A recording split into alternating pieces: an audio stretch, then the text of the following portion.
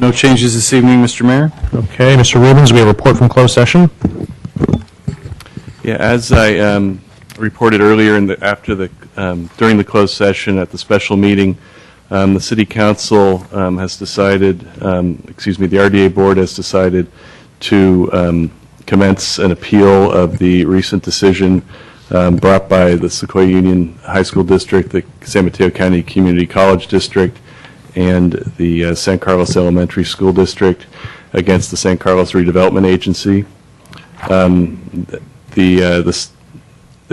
the public knows, the city, I keep saying that, the RDA had an adverse judgment against it on December 15th, 2011, so that's the decision that the RDA board decided to appeal, and the voting tally on that action was 3-0-1. One person not present, 3 council members voting in favor of the appeal, and 1 abstaining. The 3 voting in favor were Mayor Klein, Councilmember Grisilli, and Councilmember Collins, and the abstention was Councilmember Olbert. Okay, thank you, Mr. Rubens. We will go to item number 4. Mayor? Yes. May I just enlarge upon the reason for my abstaining? Mr. Rubens, are we okay with that? Yeah, That's appropriate. Yeah, in this particular situation, having switched from the plaintiffs to the defendant's side of the table, for reasons that Greg Rubens can explain better than I can if you wish to learn about them, the best thing to do is I participate in the discussions, but I took no role in the actual decision, which is why I abstained. Thank you. Okay. We're going to move to item number 4, council communications and announcements. We'll start with you, Mr. Olbert. No, none at this time. Mr. Grisilli? I have nothing tonight, Mr. Mayor. Okay, Mr. Collins? Nothing. Okay, well, I am the only one. Since we are now actually officially into my term as mayor, one of the things I'm going to change, we are going to reinstitute mayor office hours.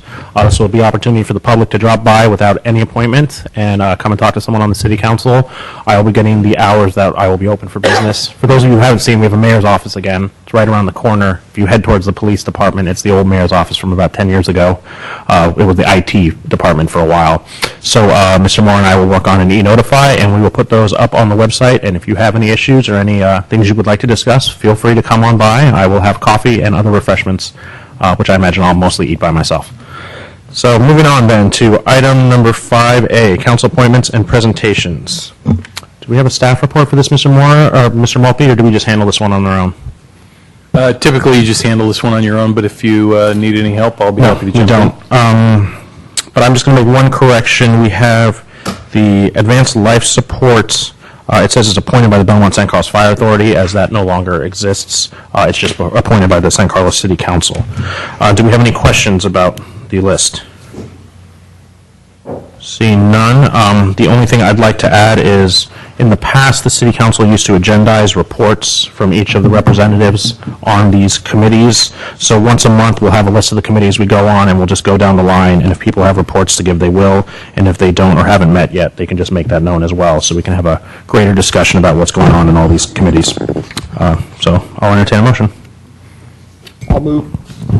Second. Madam Clerk? Councilmember Collins? Yes. Councilmember Grisilli? Yes. Councilmember Grocott is absent. Councilmember Olbert? Yes. Mayor Klein? Yes. Okay, moving on to item 6, public comment. This is for persons wishing to address the City Council on matters not on the posted agenda. Each speaker is limited to 2 minutes. We only have one public comment slip, and that's from Andre Carpio. Mr. Carpio?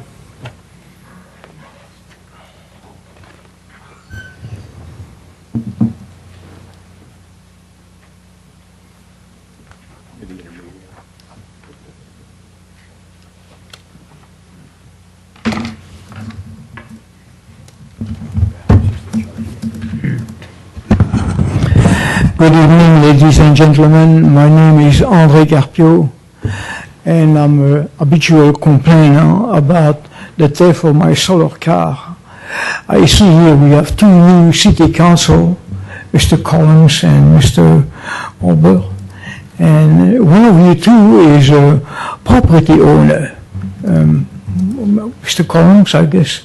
And one of the questions that has always been forgotten, overlooked about the property of the theft of my solar car is the property. And as the owner of a property, you carry the liability. In other words, if anything happens, you're liable to pay. Not the manager, not the tenant, nothing. Anything that happens on your premise in which you have control, you have to pay. This is something that has not been taken into consideration in a theft of my solar car. My solar car was given to someone who is not the owner, who is not on the title, and I'm the manufacturer. And so it's a grand theft auto, aiding and abetting, and the city council is responsible for that. Thank you. All right, thank you, Mr. Carpio. Are there any other public comment? Okay, seeing none, we'll move on to item number 7, approval of the consent calendar. Consent calendar items are considered to be routine and will be enacted by one motion. There will be no separate discussion on these items unless members of the council, staff, or public request specific items to be removed for separate action. I'll entertain a motion. Mr. Mayor, I'll make a motion to approve consent calendar items 7A through E. Is there a second? Second. Madam Clerk? Councilmember Collins? Yes. Councilmember Grisilli? Yes. Councilmember Olbert? I'll vote yes, except on items B and C where I had abstained because I was not present. So noted. Mayor Klein? Yes. Okay, moving on to item 8. There are no reports to council, so we'll move right on to item 9A, public hearing. Consideration of adopting a resolution of the City Council declaring an underground utility district for portions of the Old County Road. Mr. Savay.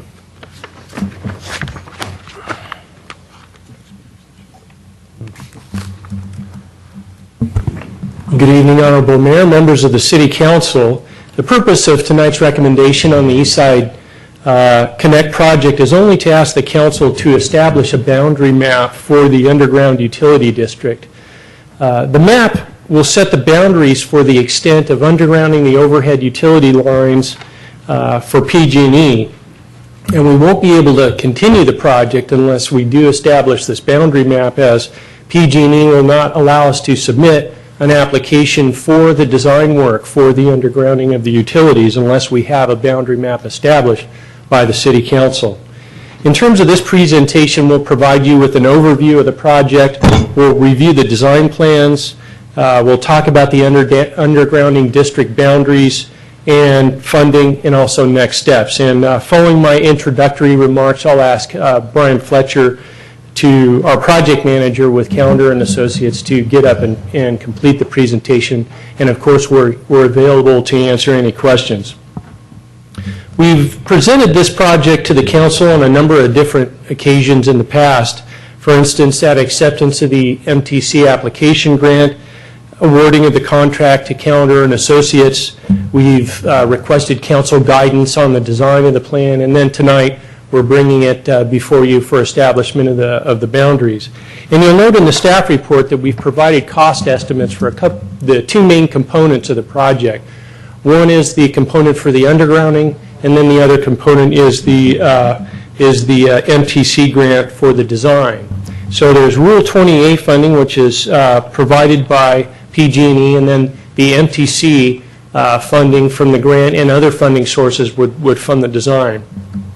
As of writing the staff report, in the staff report, you'll note that we said on the design side, we have a deficit of about $600,000. We're over budget by about $600,000.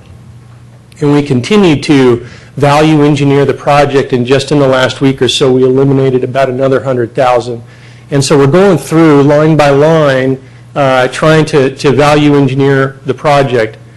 The main reason for this cost overrun is when we first submitted our plan to the MTC for the grant application. It was just an application. It was the basic ideas that we had about the project. We then went to the community, and following the receipt of the grant, we went back out to the East Side community and had a number of community meetings. And what we heard is that, and through extensive community input, is that there's a number of things that the East Side community is interested and is asking for as part of this project. And they include things like better and higher visibility, pedestrian crossings, traffic, circulation and safety improvements, and high quality lighting and landscape design standards. So they support these things. And so we're going we're trying to see if we can continue to have these extras and high standards in this project and value engineer it. And we will bring this project back to you after this meeting. We'll bring it back to you at the bid document stage. So once we get the project ready, we'll be ready to go out to bid to get the undergrounding done and do the design in late 2012, beginning of 2013. And at that time, we'll bring you the cost estimates back. We'll bring the whole project back to see if you're going to let us go out and bid it. But before we bring it back to you, what we'd like to do is bring it back to the East Side community and talk to them about some of the priorities and perhaps some of the trade-offs with regard to the high level of design that we have in the project so far. And we're going to try and drill down on the design costs as far as we can get before we do that. But we do want to get some more input from the East Side community before we bring it back to you. And with that, I'm going to hand the project and presentation over to Brian Fletcher.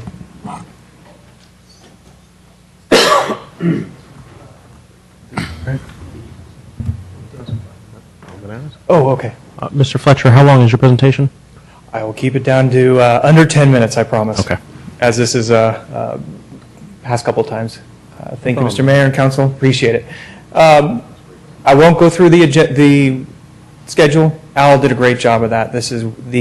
I'm pleased to present the next portion, the next application, the next approval that's necessary to keep this project moving.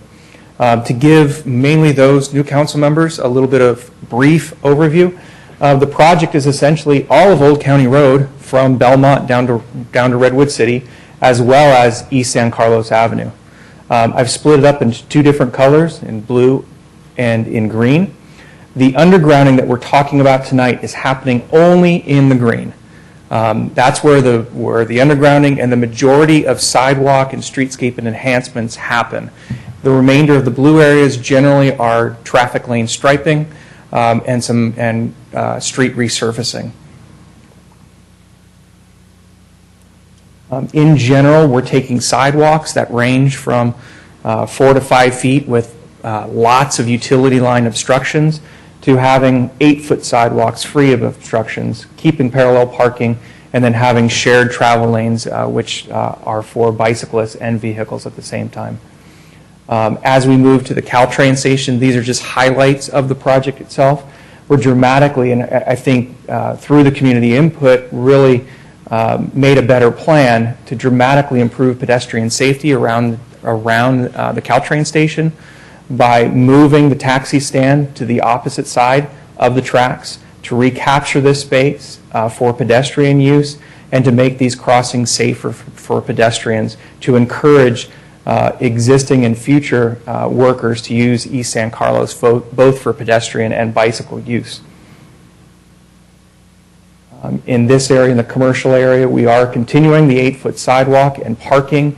In this case, we have parking on both sides with the shared lanes in the middle. We are also making improvements down to Commercial Street. This was a highly used undercrossing that goes to Arroyo Street on the opposite side. The tracks are down here, Caltrain tracks. So we're making improvements here, making it both safer for pedestrians to cross at the intersection, as well as for bicyclists in the area to make a left turn onto that underpass and over to El Camino.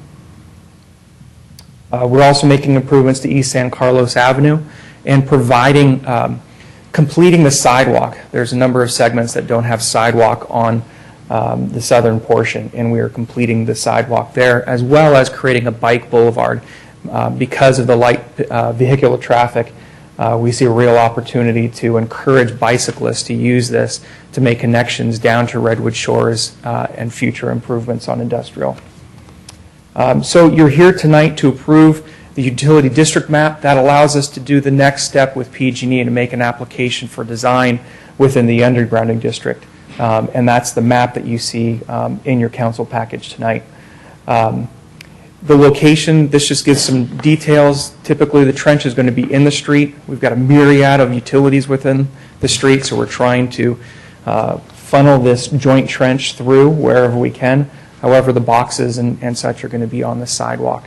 There are going to be a number of panel conversions, relatively light for this project, but that's changing private panel from overhead served to underground served.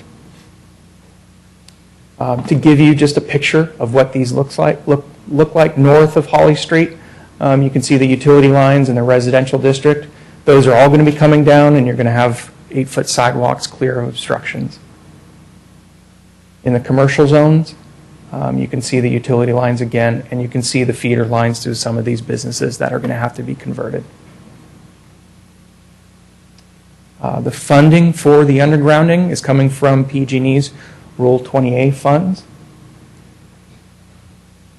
Our estimates right now, which include contingencies, and that's one thing I want to point out in Al's discussion of the $600,000 overage, that also includes a 5% contingency that we typically remove before we go out to bid because we have another 10% on board. So we're fully confident that we're going to work on a solution on that portion.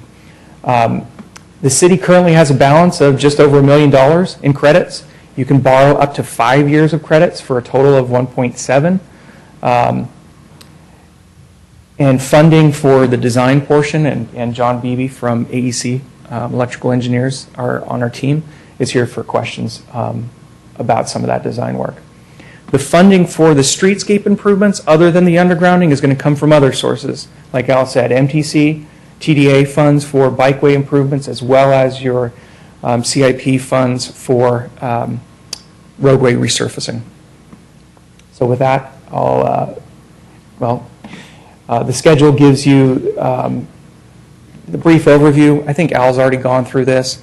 We're looking to send this project out to bid come fall of this year. So this has been a great process. PG&E has been supportive, and they're going to be working to meet some of those schedules as well. So with that, I'll open up to any questions that you may have. All right, thank you very much. We'll take questions from council. Mr. Collins? Thank you. Mr. Surveyor, Mr. Fletcher, who wants to answer questions? We're going to need one of you up here to answer questions. Okay.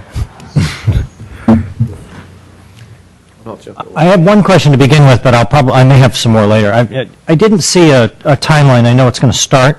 You have it starting winter of 2013. How long do you anticipate the project will take? It's generally about a year. Okay. And will you keep some of the street open at the time? You try Absolutely. Absolutely. We don't have the final staging plans aren't complete just yet, but we will keep the road open. Probably one side will be closed off at any one time as we move from block to block through construction. But to facilitate the 8-foot sidewalk, we are going to have to make some resurfacing, some changes to the grade of the roadway, which will necessitate grinding down a couple of inches on the roadway. So we're going to have to shut down a lane at a time and have probably just flagmen out there because of the light traffic on there to keep one lane open at any one time and the flagmen to direct traffic through there. And what are the work hours? Work hours would follow city standard work hours, which, I believe are, 8 to 5? 8 to 5. Okay. That's it for now. Okay. Mr. Olbert? Actually, I think my main interest is probably in understanding where we are and the value engineering work being done, but that's not actually what we're up for deciding here tonight, so I don't have any questions about the utility proposal. Mr. Rousseau? I have no questions. I have no questions either. Thank you, Mr. Fletcher. We're going to open up the public hearing. This is an opportunity for anyone in the public wish to comment. Okay, we're seeing, Dimitri, you could fill out a speaker slip when.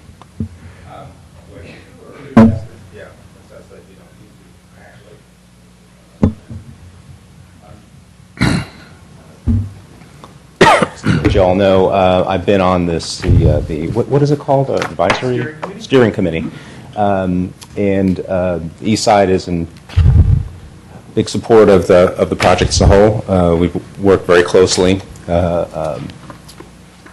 regarding the design and other issues. We still have, there's one item that we're concerned about, which is the shuttle buses still staying on the East Side, where we feel it would make more sense for them to be communal with the taxis, because we feel that if you leave a space, all the taxis are going to come, and then there'll be an enforcement issue, and it's a bit of a mess. So other than that, we think the project's great. So. Thank you very much.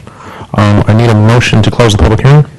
I'll make a motion to close the public hearing. Is there a second? I'll second. All those in favor? Aye. Aye. Okay, so we'll move on to discussion. Who would like to kick this off, Mr. Collins or Mr. Olbert?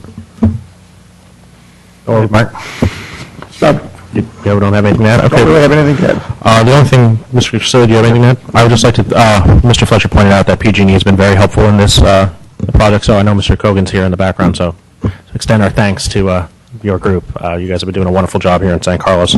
So I will entertain a motion then. Make a motion to approve resolution number 2012-3, 3. resolution of the City Council of the City of San Carlos establishing an underground utility district in a portion of the City of San Carlos, designating said district an underground utility district number 2012-05, describing the boundaries of said district and establishing the times in which poles and overhead wires shall be removed and underground service provided. Is there a second? Second. Madam Clerk? Councilmember Collins? Yes. Councilmember Grisilli? Yes. Councilmember Olbert? Yes. Mayor Klein? Yes. Okay, moving on to item 10A, unfinished business. This is consideration of approving amendments to the city's strategic plan and 6-month objective matrix. Mrs. Mendenhall.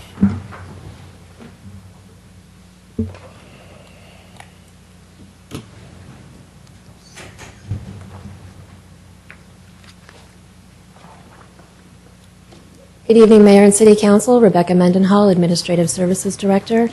Before you tonight is an update on the city's strategic plan.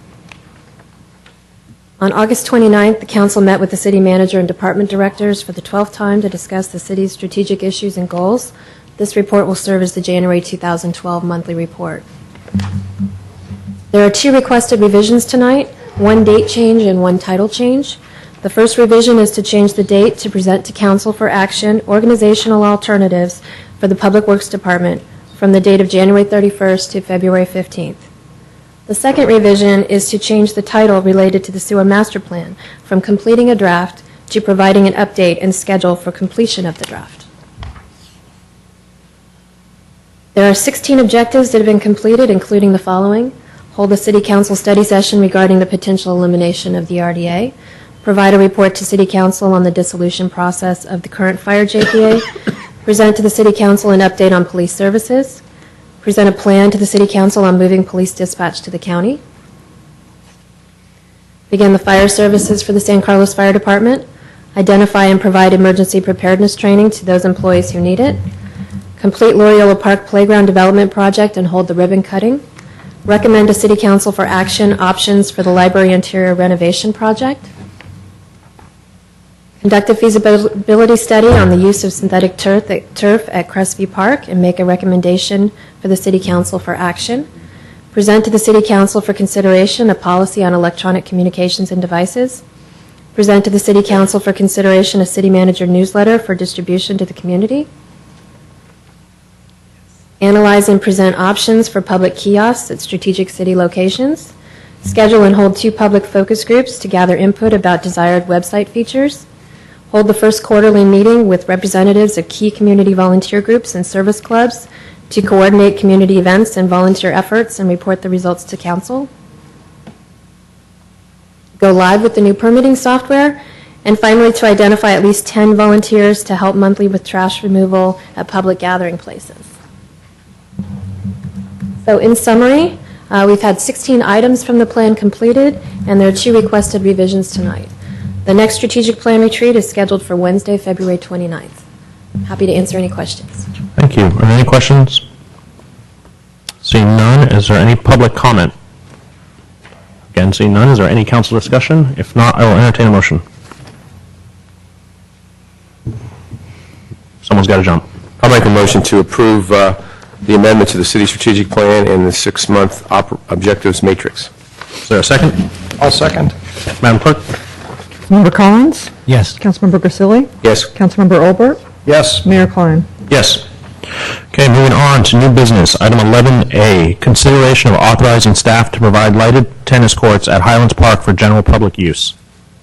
Mr. Long. Good evening, Mr. Mayor, members of the City Council. Doug Long, Parks and Recreation Director. Some of you may recall, in 2007, things weren't going so well in the city, so there was a number of strategies to help curtail the budget deficit the city was facing. One of those strategies was to eliminate lighting the courts at Highlands tennis courts. Since that time, the city has implemented strategies to help solve the structural deficit, and we've been getting a number of requests to return to the same schedule of lighting the courts that we had prior to 2007. So this is a request to return that service to the tennis community at this point in time. The estimation is about $2,000 for the remainder of the year. The budget for that particular item is about $4,000 annually. So if the council provides us direction, we'll be able to return that service immediately. I'm be happy to answer any questions you may have. Okay. Are there any questions for Mr. Long? Mr. Olbert? No. Mr. Rosilli? No. Mr. Collins? No. My only question is, if we approve this, when do they get turned on?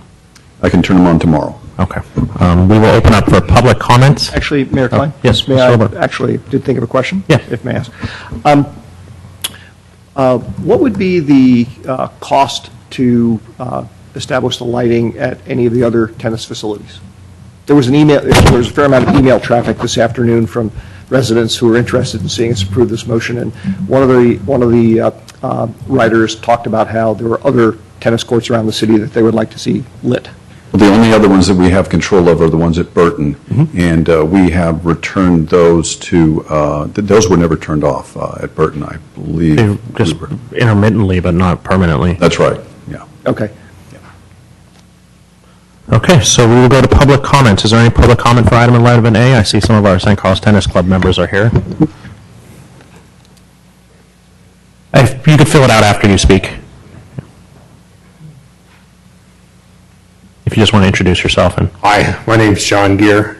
I'm a very big fan of the tennis programs that are going on in town, and I just wanted to tell you how important it is for us to get more space. We have many, many players that just don't have a place to play. And I also wanted you to know that the courts at Burton, the lights are so poor over there, it's extremely difficult to play. And most of us don't play over there because we're a little older and we don't see that well. And when the light's a little dimmer, we don't see even worse. I just wanted to thank you for considering this motion and going ahead for us and tell you how many people are not able to play during the evening hours. And most of us are pretty busy on the weekends, and how much it would be important for us to get the lights back on. We really miss them. We did really spend a lot of time on those courts, and we really look forward to having them on. As far as the other costs for the other areas, if there were any questions you had on that, I could probably give that information to you. Okay. I don't think we have any questions, but thank you very much. Thank you. Are there any other speakers? Nope. Oh. All right, I see people moving, but guess not. Okay, we will go to discussion. Is there any discussion? Looks like you have another speaker. Sorry. I'm a tennis player also. We have other people in the audience, but we'll just be repeating what each of us says. So we have players that go all the way from their 80s down to the kids, and it would really be great to have those lights on. Thanks. Thank you very much. Mr. Mayor, if you can just have the speaker introduce themselves before they speak, that would be great. That was Thank Gail you. Gose. I know. Okay, seeing no other speakers, we will go to discussion. Mr. Olbert, do you have anything? Actually, I did have a question, but it's more of a process nature on these types of requests that come in, so perhaps we should hold that till after we've had the discussion, or do you want me to bring it up now? What the request about Burton Park? I would personally find it kind of helpful when we're looking at proposals to spend additional funds, if we were able to put it in context with how the overall budget state is and the impact, and as we are sort of looking to make individual adjustments to spend additional money, that we sort of keep a running tally of where we are. Okay. Just because I don't want to make it sound like $4,000 a year is not a huge number either way, but just on a basis of being clear about stuff, I find that kind of thing kind of helpful. All right, Mr. Maltby, you got that? I do. You'd like to track the incremental changes to the budget and get like a brief update with each report that's Right. making a request. Right. And then related to that is the notion that personally, I would actually find it useful to sort of aggregate some of these things and not deal with them all just individually, because I don't want to end up in a situation where we individually approve something and then 2 months later somebody comes up with another idea and it's like, oh, if I had known that, I would have approved the other rather than this. So that's what I meant by process changes. Okay. Mr. Grisilli? No, just unfortunately, things come, just to your point, I would too, accept the fact that they just come up as they come up, and I asked Mr. Maltby why we even voted on this for $2,000, because he's got upwards of $50,000 to do whatever he wants every day, but he felt that because we turned them off, voted to turn them off, we should vote to turn them on. You know, in those cases, I think this amount is just nominal, but that's a process that he wanted to do, so. Okay, Mr. Collins? My only comment is I really enjoyed reading all the emails I got today. Okay. The only comment I have, I want to thank Mr. Long and his staff and the St. Carlos Tennis Association. The impetus of this, and I want to thank them for their offer, was the St. Carlos Tennis Association offered to pay for the lights and turn them on themselves in exchange for some time on the court. And it's such a nominal fee that a lot of us felt that the city should just take care of it and let you guys play for free, when you guys just have pickup games. So, again, thank you to everyone who was involved. I had some great meetings. We got to read a lot of fun emails. So that's all I've got. So I'll entertain a motion. Oh, go ahead. Oh, go ahead, Ron. All right, I'm just going to take a stab at it. I move that we authorize staff to provide lighted tennis courts at Highlands Park for general public use. Is there a second? I'll second. Madam Clerk? Councilmember Collins? Yes. Councilmember Grisilli? Yes. Councilmember Olbert? Yes. Mayor Klein? Yes. Okay, moving on to item 11B, consideration of authorizing staff to replace 23 distressed ironbark eucalyptus trees at Burton Park with trees suitable for that location. Mr. Long.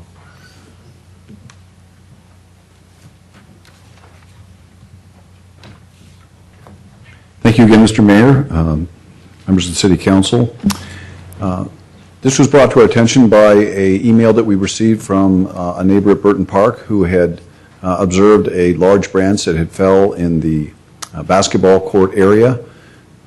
This became a safety issue, so we requested that a certified arborist come and take a look at the tree to determine whether it needed to be removed or any other care to ensure that this wouldn't happen again. While we were at it, we decided since there are a number of the species at the park that we would go ahead and have them look at each one of the trees and give us a condition assessment. The report indicated a number of things. As I stated, there are 23 ironbark eucalyptus trees that surround the perimeter of Burton at Cedar and in Arroyo. And the safety inspection was by a certified arborist.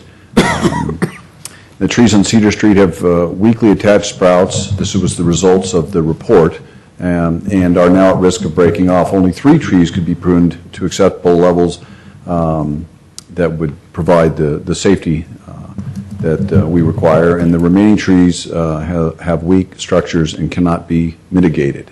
Again, this is from the arborist's report. Trees on Arroyo Avenue have been topped annually for line clearance by PG&E, and several have poorly attached sprout limbs and wounds. Now, the overall findings show that root zones covered by asphalt, resulting in root cracking asphalt, heavy limbs over street, sidewalks, and courts, and they call those the target zones where these may fall. Excessive weight on lateral limbs, poorly attached limbs, fungal infection, and old wounds from failed branches. And to give you a visual, this is cedar. You can see the tops of the ironbark eucalyptus. They line the street, and again on Arroyo here. And there's one on Woodland, or excuse me, Chestnut, that's just right at the corner. These are the ones that have been topped. And actually some of these long ago have been topped. Once you top a tree, you compromise it. It opens it up for disease and weakens its structure. If you looked at the report, you'll notice that the arborist did assign a number to each one of the trees, and we have these correspondingly. I'll just zip through so you can kind of see what we're talking about in terms of size and Mr. Long, before you do that, do you have pictures of all 23? Pardon me? Do you have pictures of all 23 trees? Yes, I do. Will you make sure to point out which one are the 3 that are considered healthier? Absolutely. Okay. This is, and again, I'll kind of hurry through this so we don't have to spend a lot of time, and I'll be happy to answer any questions about any specific trees you may have. But this is the start on Cedar. This is the one that's nearest the baseball field at Burton. It's a rather large, fully grown eucalyptus tree. We estimate these trees to be 60 to 70 years old. And their lifespan is, they say greater than 15 years, less than 100. So, they're kind of, they're aged. Some of the trees have much smaller in diameter trunks. And that may be because they were sawed off at one point in time and grew back this nature. Again, you can see the difference in trunk diameter. This is a rather thin ironbark eucalyptus, still the same species. Here's one of the trees that the recommendation is the ultimate recommendation is to remove all the trees by the arborist. But he did state, the arborist stated that 3 could be saved if there were certain care that were applied to the trees. This is one of them, 6, 7, and 13.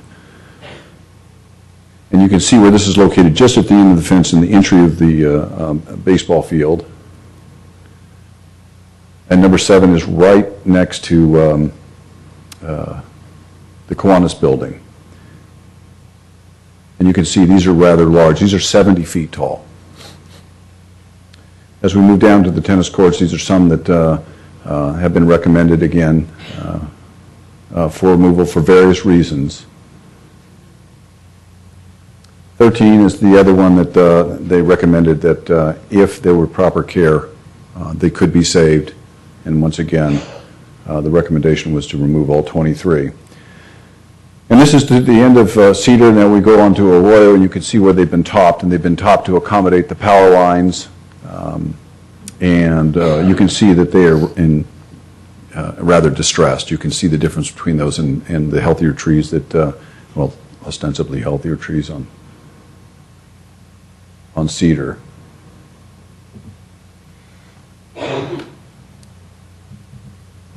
And that's the final tree at the corner, right where the playground, the children's playground is, the top playground.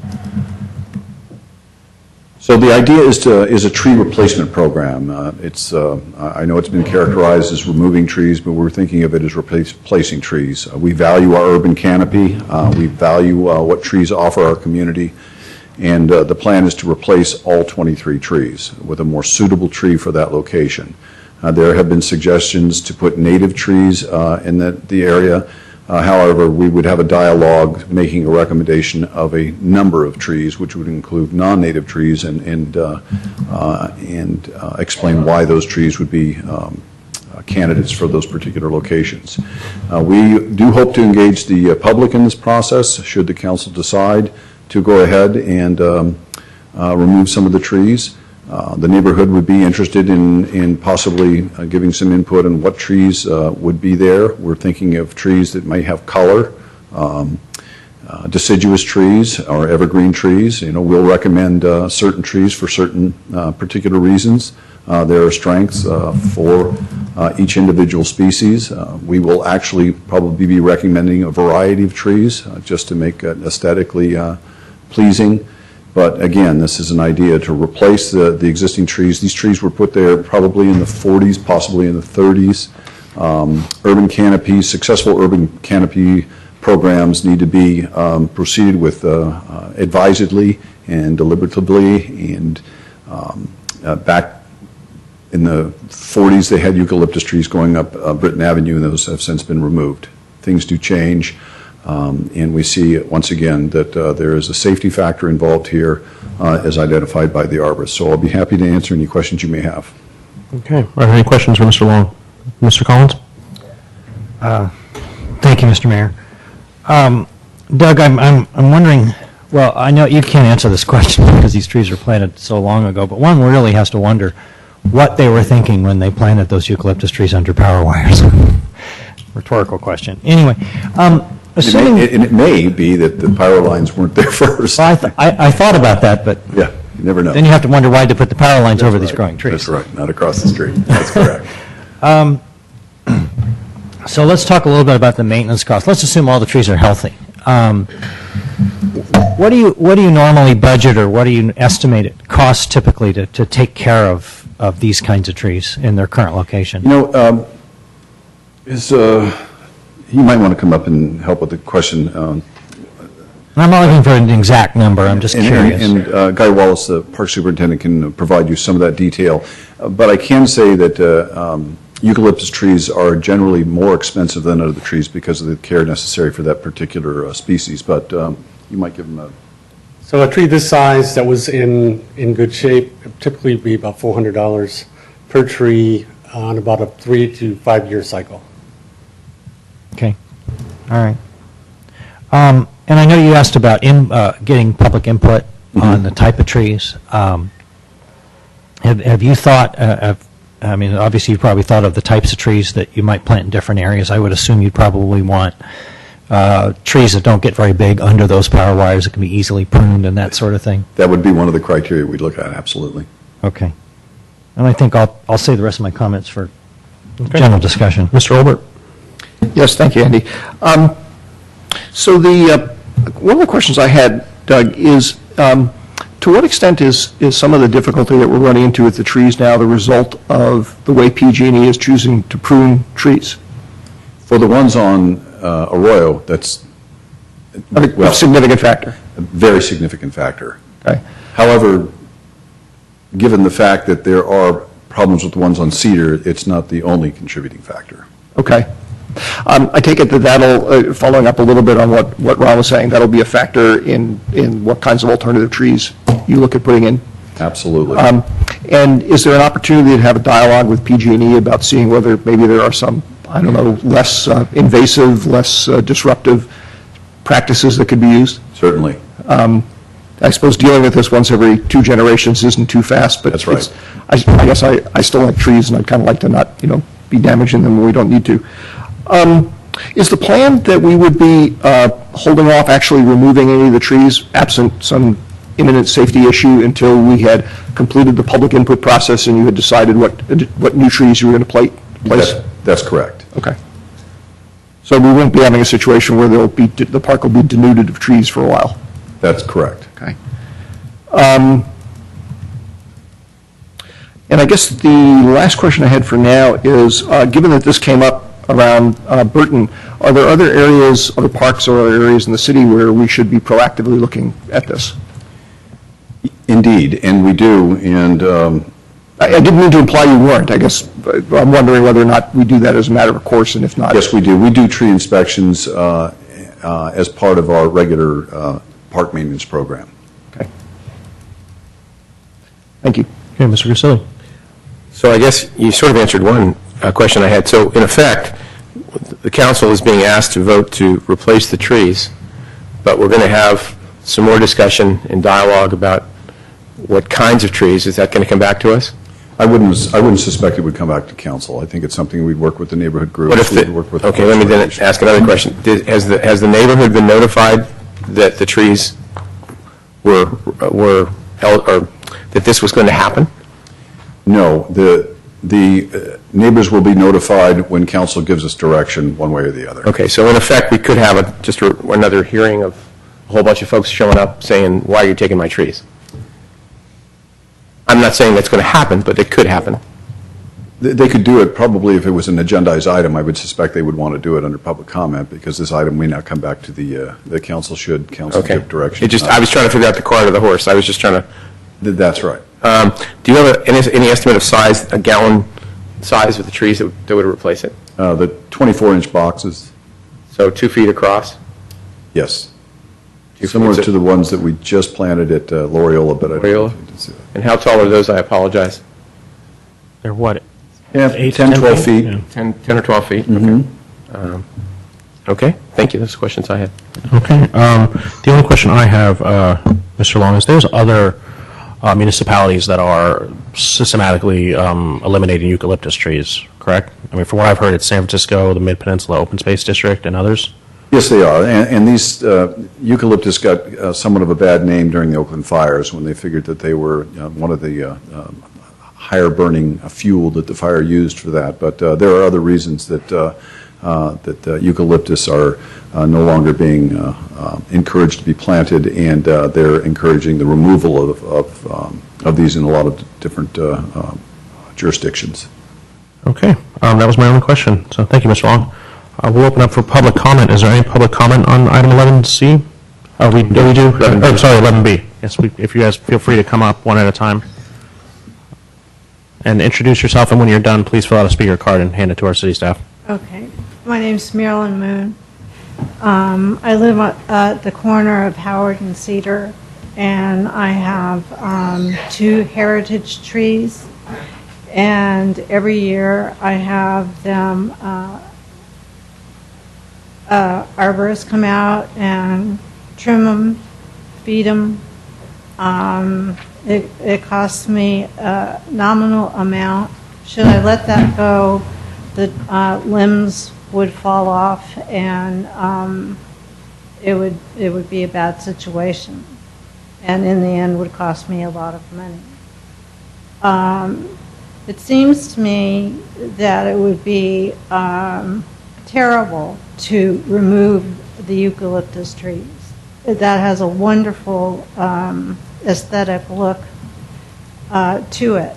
And it also seems to me that it would be much cheaper to take care of the trees that are there rather than dig them all up and plant new ones. That seems like it would cost an awful lot of money. Looking at my pocketbook, it would. And I also would suggest that you have a second opinion from another arborist. Thank you. Okay, thank you. Sandra Menton?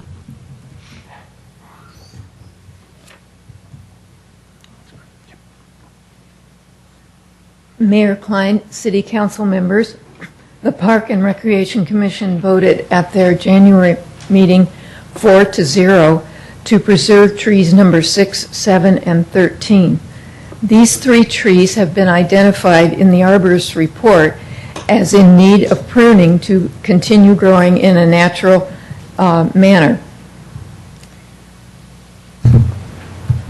These trees stand as tall sentinels to introduce people to the park, to point the way to entrances in the park, and they also give us a sense of tree history, having been there for nearly 70 years.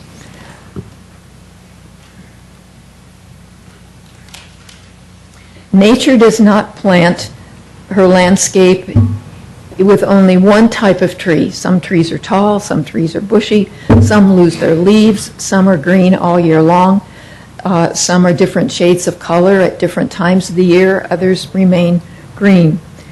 And the tree canopy of our parks could contain this variety of trees by keeping the ones that I mentioned, number 6, 7, and 13.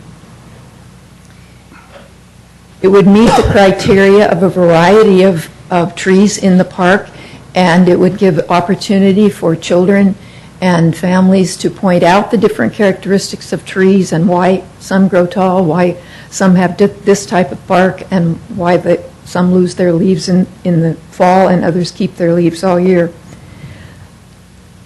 I would like to see these 3 trees kept and maintained in a healthy condition, and it is my opinion that council should take action for keeping the trees and removing the others that are diseased, and then filling in as the time goes on, as Director Long has described for you. An additional component of the plan would be to replace the 30 eucalyptus trees and have a discussion with PG&E about undergrounding the wires so that the trees that are planted along Arroyo would not grow into the overhead lines, even though they may be trees that are said not to grow that tall.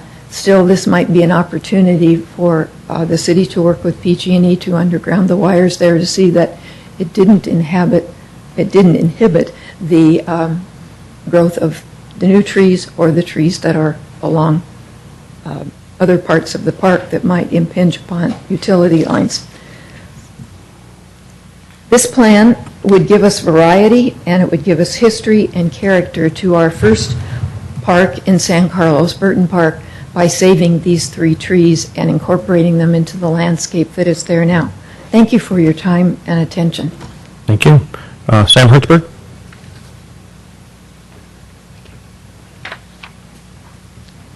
Good evening, City Council. I'm just speaking as an individual tonight. I live in 996 Sylvan Drive in San Carlos.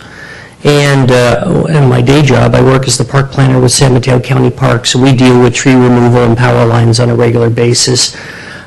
San Bruno Mountain, Coyote Point in particular, Juniper, Sarah County Park. Eucalyptus were originally brought here for somebody had the idea of using them for furniture in Niles Canyon, and they didn't learn until later that they crack when you try and cut them, and they're also very hard wood. They try to make patio furniture out of them today, and those patio tables weigh easily over 1,000 pounds when they're cured.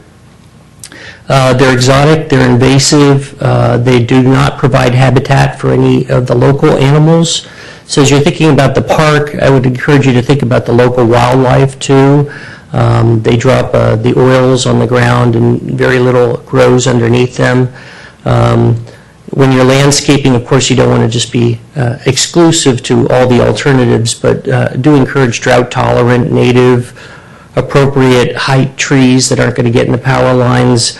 PG&E does have guidance documents, which I'm sure your park staff has already gotten to provide some guidance as to the type of trees. And PG&E also has incentive programs for tree planting, which is worth looking into as well, particularly in areas where there are public amenities like a park. They may be look more interest in providing grants for tree replacement. So just want to make those comments. All right, thank you, Mr. Hertzberg. Is there any other comments? Seeing none, we will move. She's leaving. We'll open up for discussion. Mr. Olbert, would you like to start? Yes, I would. I very much appreciate staff's input on this, and I will say that despite my comment earlier about the fact that I really like trees and like living in an area with trees, it is, of course, necessary that we maintain them and keep them safe and whatnot.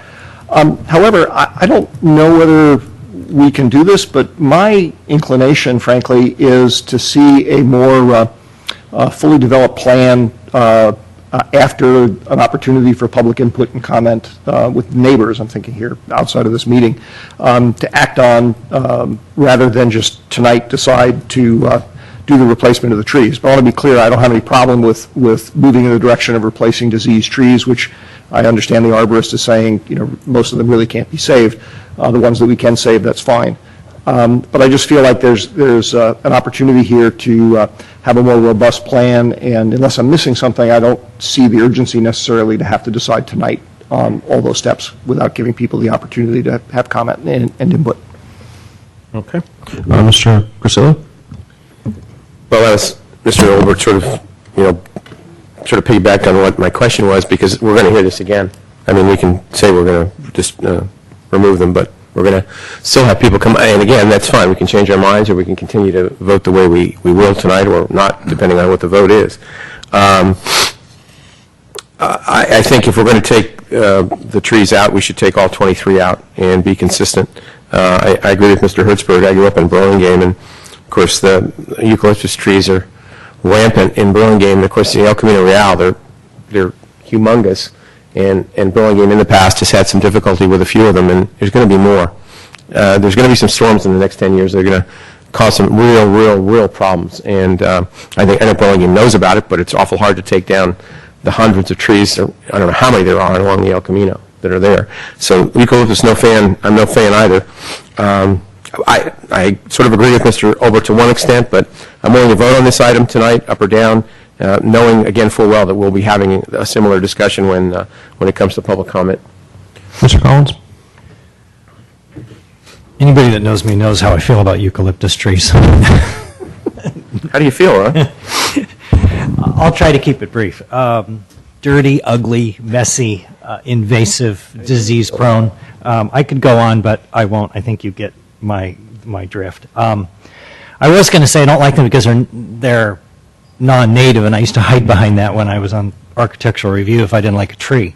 But there are lots of non-native trees that I like. There's certain kinds of oak trees and maples and Chinese pistache trees and those type of things, some of which I'd like to see at Burton Park. I don't have any problem with removing the diseased trees, and I'd probably compromise on the 3 trees that the arborist decided were worth saving. But they really are dangerous trees, particularly in storms. I play golf at a golf course that has so many eucalyptus trees, and when they come down, they're terribly expensive to remove. And we also had a eucalyptus tree that came down right on Cordilleras, right by San Carlos Avenue a couple years ago, and crushed a car with a man in it. I don't know how the guy survived, but it was a miracle that the man survived. And I talked with a former council member yesterday who would love to see a long-term plan to replace all the eucalyptus trees on San Carlos Avenue at some point. I guess I'm more in Mr. Griselli's camp in that I'd like to decide this issue tonight, although I don't think I'd have much of a problem with a public hearing. I'm not sure it would change my mind in the long term because these trees have been around at least, well, as long as I've lived in San Carlos, and my family moved here in the mid-'50s, and they were there then. So I would love to see a variety of trees when the new ones are planted because, if you have one type of tree, a common disease could maybe wipe them all out, sort of like the Dutch elm disease, that sort of thing. So I'll just close with, I think it's not a question of native versus non-native, it's a question of appropriateness, and I think that's where we ought to go with it. Okay. Mr. Long, I actually have a question. Sorry to make you come back up. Part of our application to become a Tree City USA is we're going to have a tree board, correct? That is correct. Do we currently have anyone acting as a tree board? Or? Yes, we do. It's the Parks and Recreation Commission. So isn't this more appropriate to go back to them for them to discuss? Yes, and what will be coming before the council at the planned next meeting is a proposal for an urban canopy program. And the urban canopy program will give a provision to engage the public in providing input into tree plantings. So the way we envisioned this when we presented to the council for this evening and for your consideration is that you would give staff direction to replace the trees. We would actually go back and engage the neighborhood in our proposals for some trees to consider. We would take that information to the Parks and Recreation Commission/Tree Board and make a presentation for them and have them provide us direction on what needs to be, what they would desire to be planted at that particular location. During that dialogue, the public would be invited to provide their input, whether they're neighbors of Burton Park or not, and then we would go ahead and implement the program. Now, if it's council's desire that we add another step and come back to council for approval, we can certainly do that. Okay. I'm sure we can talk about that during the Urban Canopy program, and I'll bring it up again. And I don't know who the council member that, or former council member that Mr. Collins talked to, but I totally agree. I think we need to start replacing these eucalyptus trees. They are dangerous trees. So I'm in favor of removing all 23 and making the decision tonight. So, Mr. Grisilli, if you'd like to try a motion. I'd like to make a motion that we, and again, as Mr. Long said, it appears, and I didn't realize there was a board, so to speak, or whatever. So it sounds like that the discussions for the new trees is going to be at Park and Rec level and not necessarily going to come back to this body again, but yet we have to make the decision on the larger one for this. Okay. Hold on really quickly, Mr. Grisilli. Mr. Collins is flagging. Sure. I just have a question. The recommendation is that we authorize staff to replace all 23 distressed ironbark eucalyptus trees, but as I look down, I notice the Parks and Rec Commission voted 4-0 to preserve those 3 trees. Right. Yeah, that's so right. are we just... You can vote any way you want. There's a lot of that's why there's alternatives. All right, Mr. Grisilli, you want to give it a shot? I'll make a motion to, for option one, the city council authorize staff to replace the 23 ironbark eucalyptus trees with trees suitable for that location. Is there a second? I'll second it. Madam Clerk? Councilmember Collins? No. Councilmember Grisilli? Yes. Councilmember Olbert? No. Mayor Klein? Yes. Okay, so we're going to need another motion then. Actually, we're going to need another meeting. Mr. Collins, would you like to make a motion, or we can? Can I amend the motion to recommend the city council authorize staff to replace the distressed iron bark trees with the exception of trees number 6, 7, and 13? Is there a second for that motion? Motion dies for lack of second. So you have no no motion, city staff. I guess we will have to bring this one back when we have a fifth member. Okay, moving on to agenda. Yeah, it'll be on the next agenda. Moving on to 11C, consideration of options for the Kiwanis.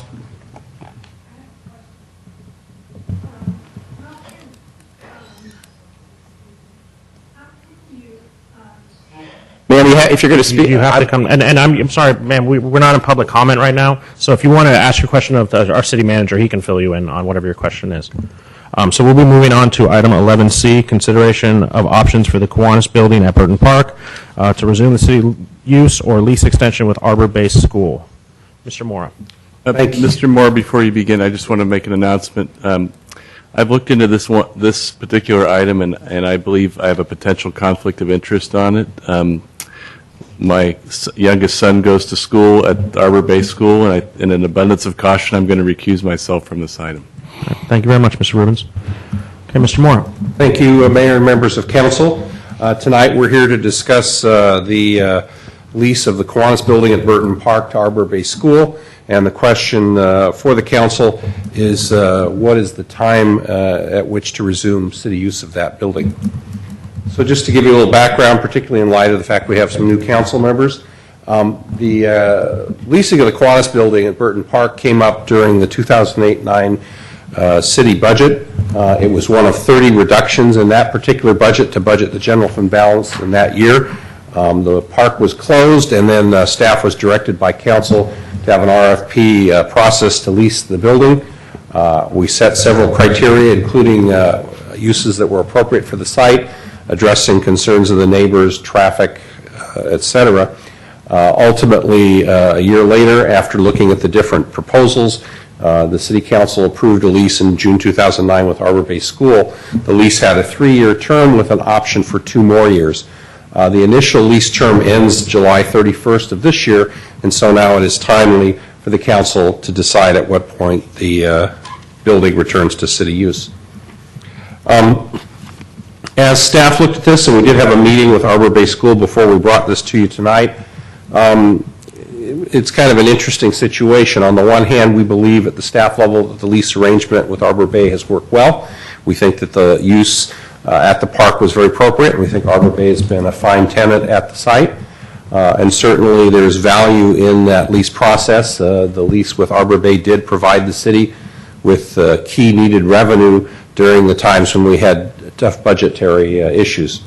But as the slide notes, things have changed over the last couple years. Particularly in the last 12 months, the City Council has made some significant changes in the way that several key city services are delivered, and so the city budget is now no longer in deficit.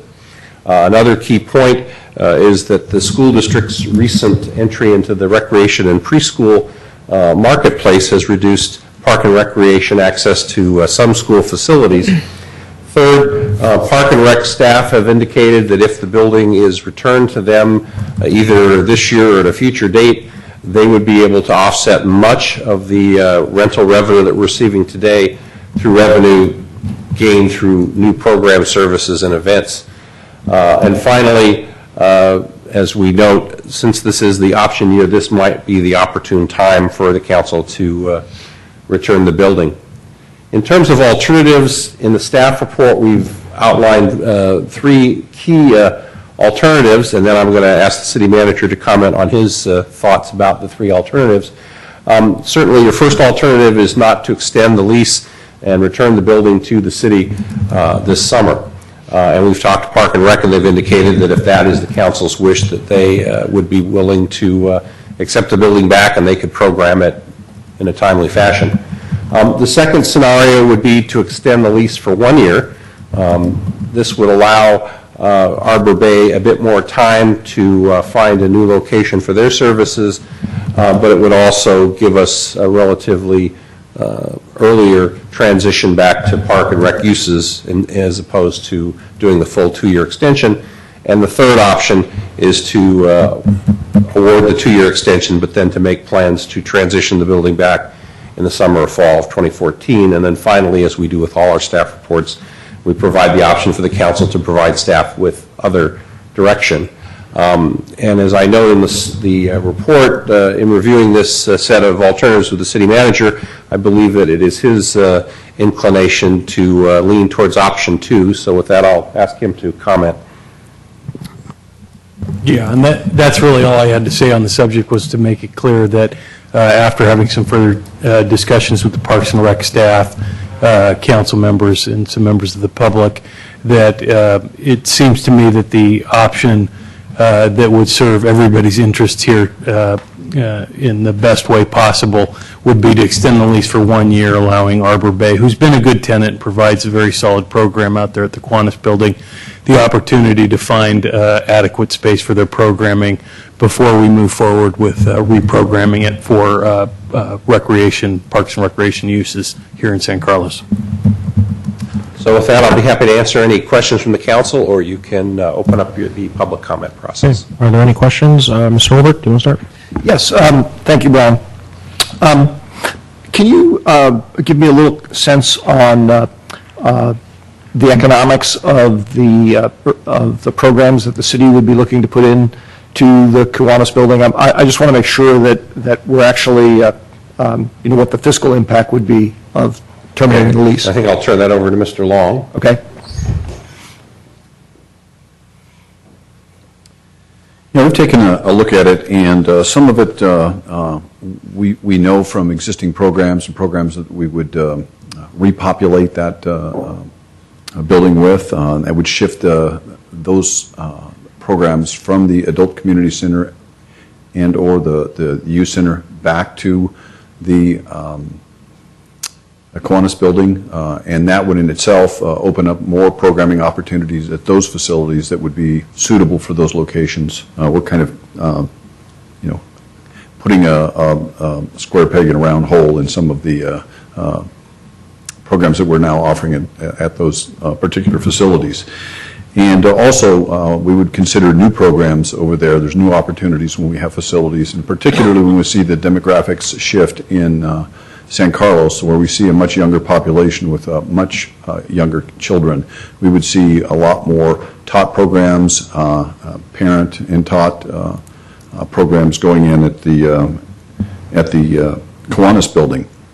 So we project, net revenues of about $73,000 with the programs that exist that we plan to have over there that are proven programs, and with programs that we anticipate will go quite well according to what the demand seems to be at this particular time.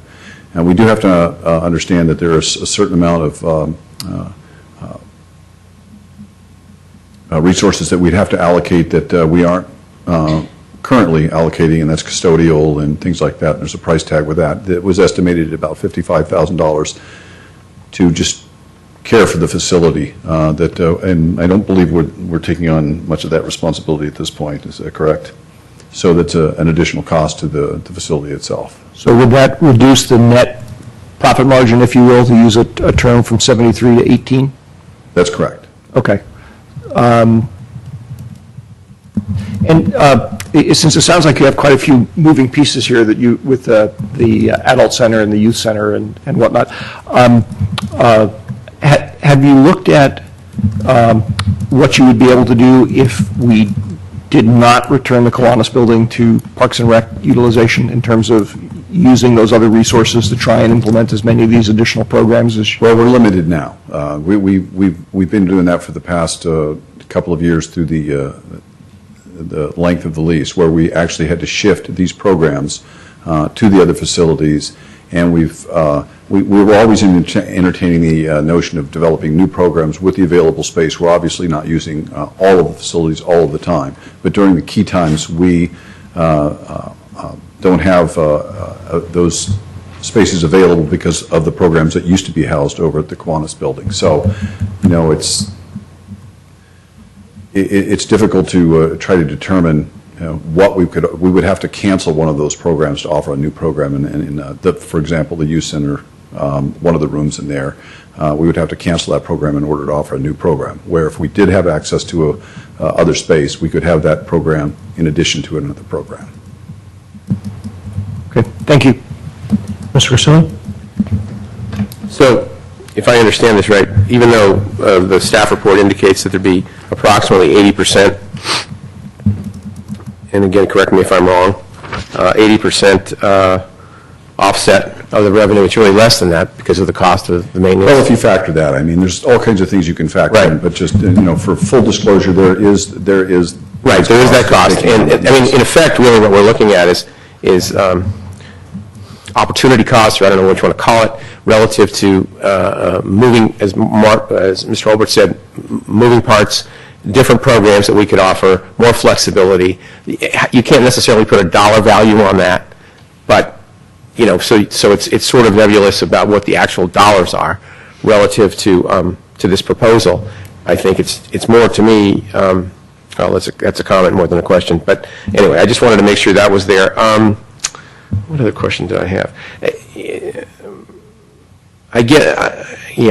Is this program, did this school close during the summer? I don't believe so. It's year-round. Okay, fine. I just want to make sure that most schools close during the summer. Right. So this one doesn't. So it's a 12-month lease, and they're operational all 12 months. That's correct. Okay.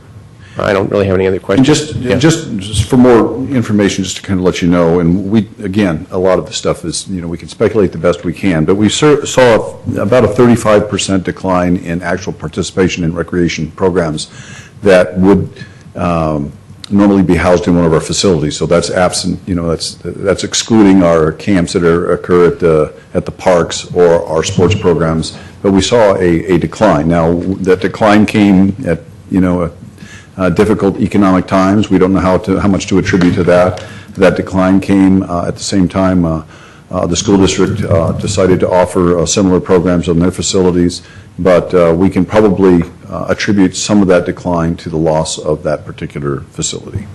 Mr. Collins?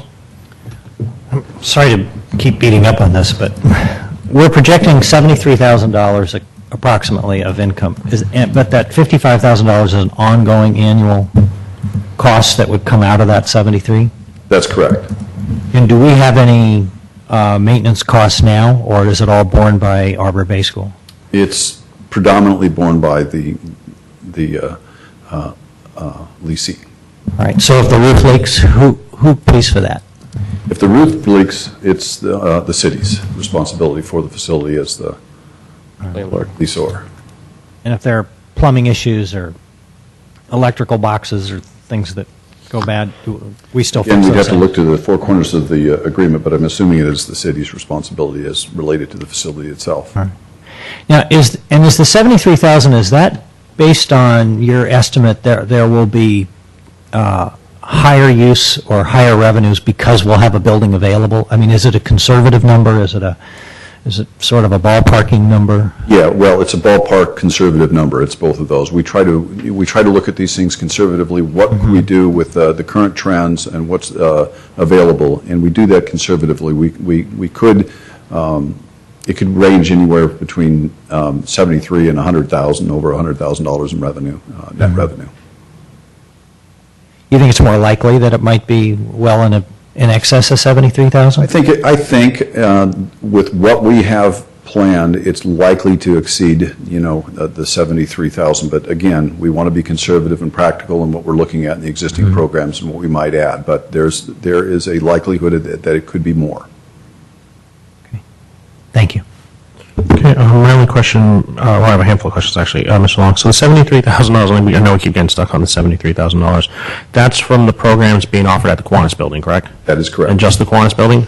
That's correct. How much more money are you going to make for the availability of the youth center and the adult community center? That's another factor that could be significant also, because that opens up those rooms and availability for additional programming. Do you know what that number is? Because you're implying that we're only going to make $73,000, but we're going to open up, if we did this, we would open up a lot more space in the other centers, which we do make money off of. That is correct, and that probably could easily offset the $55,000 that we would incur for taking back the facility. I mean, because it's just intuition. If you have enough room by taking the programs that were housed in the Kiwanis Building, making $73,000, it would make just as much sense as you could possibly make that much money because you're freeing up that much space. That's correct. I mean, okay, so I know we keep getting stuck. I don't know why the report was written this way it does. Maybe it should have been bullet pointed what we were really talking about, but $73,000 is just for the Kiwanis Building. It doesn't include the fact that there's more opportunity if we opened up the Kiwanis Building in our other centers. Yeah, that's true. Okay. Mr. Mayor? I'm sorry, go ahead. Just because I want to make understand what you're getting at. I mean, fundamentally what we're doing is we're adding one chunk of capacity, which is the Kiwanis Building. Yes. So why wouldn't we only look at essentially the revenue that could be generated from that one chunk of capacity? Because in other words, I presume that the youth center programs and the adult center programs or some analogous thing will continue to be used, or will be replacement programs for the one that move over to Kiwanis, but the actual increase in capacity is only Kiwanis. So I think it really is given that it's conservative, but I think the increment really is $73,000. It doesn't open up anything else because those things are already accounted for. Give or take, but we don't know what kind of programs you're going to run, and there's different pricing for different programs, correct? That's why it's That's fair, but that'd be sort of a second order effect, not a primary one. So be it. So my other question is, when it comes to our park and rec programs, what is the percentage of San Carlos residents who use the programs? So if you have 100 people in a program, how many people are actually from San Carlos? Roughly 80%. 80%. Is that a pretty high number relative to other towns, or is that pretty normal? You know, I haven't surveyed. I think that's probably, it depends. It's probably on the high side. Okay. Have we had issues since we've closed the Kiwanis Center in the adult community center and the youth center by putting different types of programs there that weren't there before? To a degree, yes. And those would be, can you speculate on what they are? I mean, what are the programs that we're running into interference with at the other centers? The lunch program, they would prefer to have the lunch program more than just a couple times a week. They'd like to run it Monday through Friday. They can't because they're offering programs there that have been shifted from the Kiwanis Building into the youth center. We do have a program that, and I can't remember the name of the program, that's offered in the youth center in the TV room that makes that room unavailable to the drop-in participants that want to use that. So there are issues, logistical issues that we have run into as a result of incorporating those programs into those various facilities.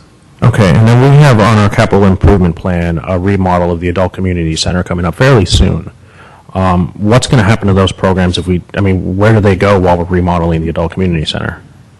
Well, we'd have to take a look at that and see, how we would be able to incorporate some of those programs into other facilities. Hopefully, it would be the Kiwanis Building that would be available, that we could shift them on a temporary basis, and we would hopefully stage the renovation to where we would be minimizing the impact on a lot of the programs, and that we could accommodate through stages folks over at the Kiwanis Building. So.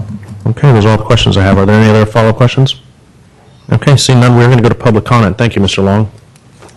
We have, first up, Jerry Jensen, followed by Pam Joy, and then Susan Rose.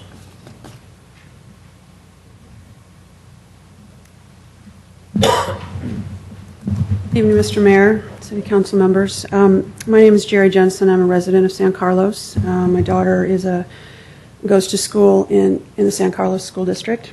And I'm here tonight to ask you to consider Arbor Bay School a little bit beyond what you've discussed so far. I'd like you to consider it as a unique and vital community resource, one that's proven itself as a community resource and one that has greater potential to serve the community in the years to come. I'm a parent of a child with special needs, and I've been fortunate to have access to the resources of Arbor Bay School through the school's unique partnership with the San Carlos School District. Perhaps as many as 10 to 12% of school-aged children in San Carlos need special education services. And we all know, we've all heard of the so-called autism epidemic, and as we just discussed, we know that resources are tighter than ever.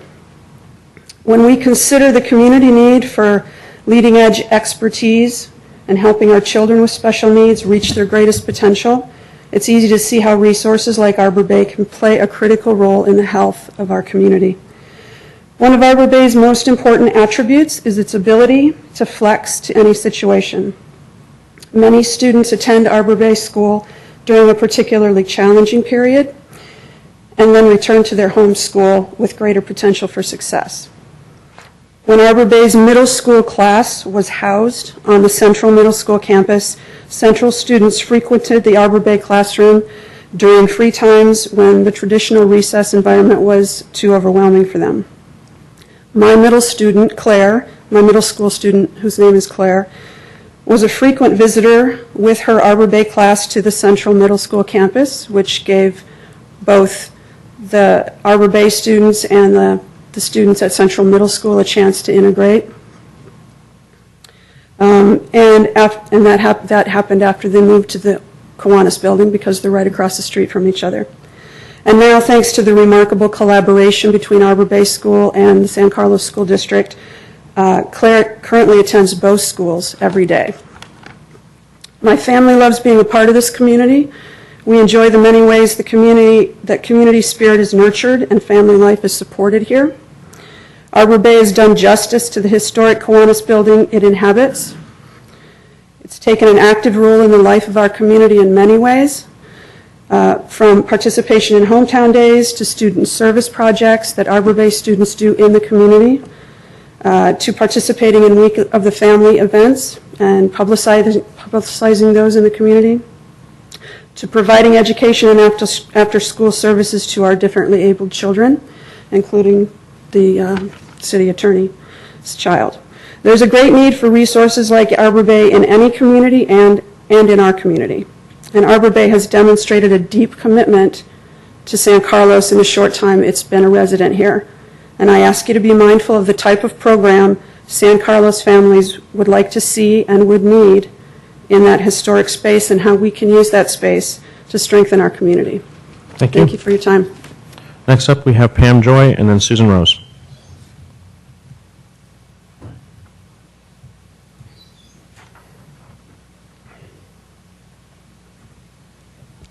Hi, Council and Mayor. Thank you for letting us talk. I'm Pam Joy, and I'm the founder and CEO of Arbor Bay School. I consider Arbor Bay a San Carlos school. 7 of the 14 staff reside in San Carlos. They're homeowners, and all their children have attended San Carlos schools. My daughter went to Trinity Presbyterian and Heather and Central. One of our board members is a San Carlos business owner. Another board member is a retired San Carlos Park and Rec. One of our new parents read about a parent in San Carlos School District in Arbor Bay School and moved their family from China to attend Arbor Bay School. Many of the other students come from faraway areas, and the parents are in San Carlos shopping and doing all their daily chores all day long, often including breakfast and lunch. We consider ourselves part of this town. Speech pathologist, occupational therapist, behavior therapist, social skills classes are offered, and there's a shortage of those kind of professionals in the United States and particularly in California, and we've been available to San Carlos residents through ALS and Arbor Bay for 30 years. Thank you. Thank you. And last, we have Susan Rose.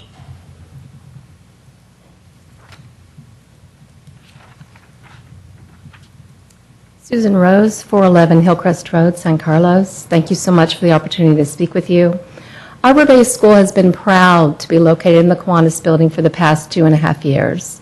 In addition to providing quality educational services for students with special educational needs in kindergarten through 8th grade, Arbor Bay has also invested in the San Carlos community and has been devoted to maintain the mission of the Kiwanis Building as a space that supports community activities.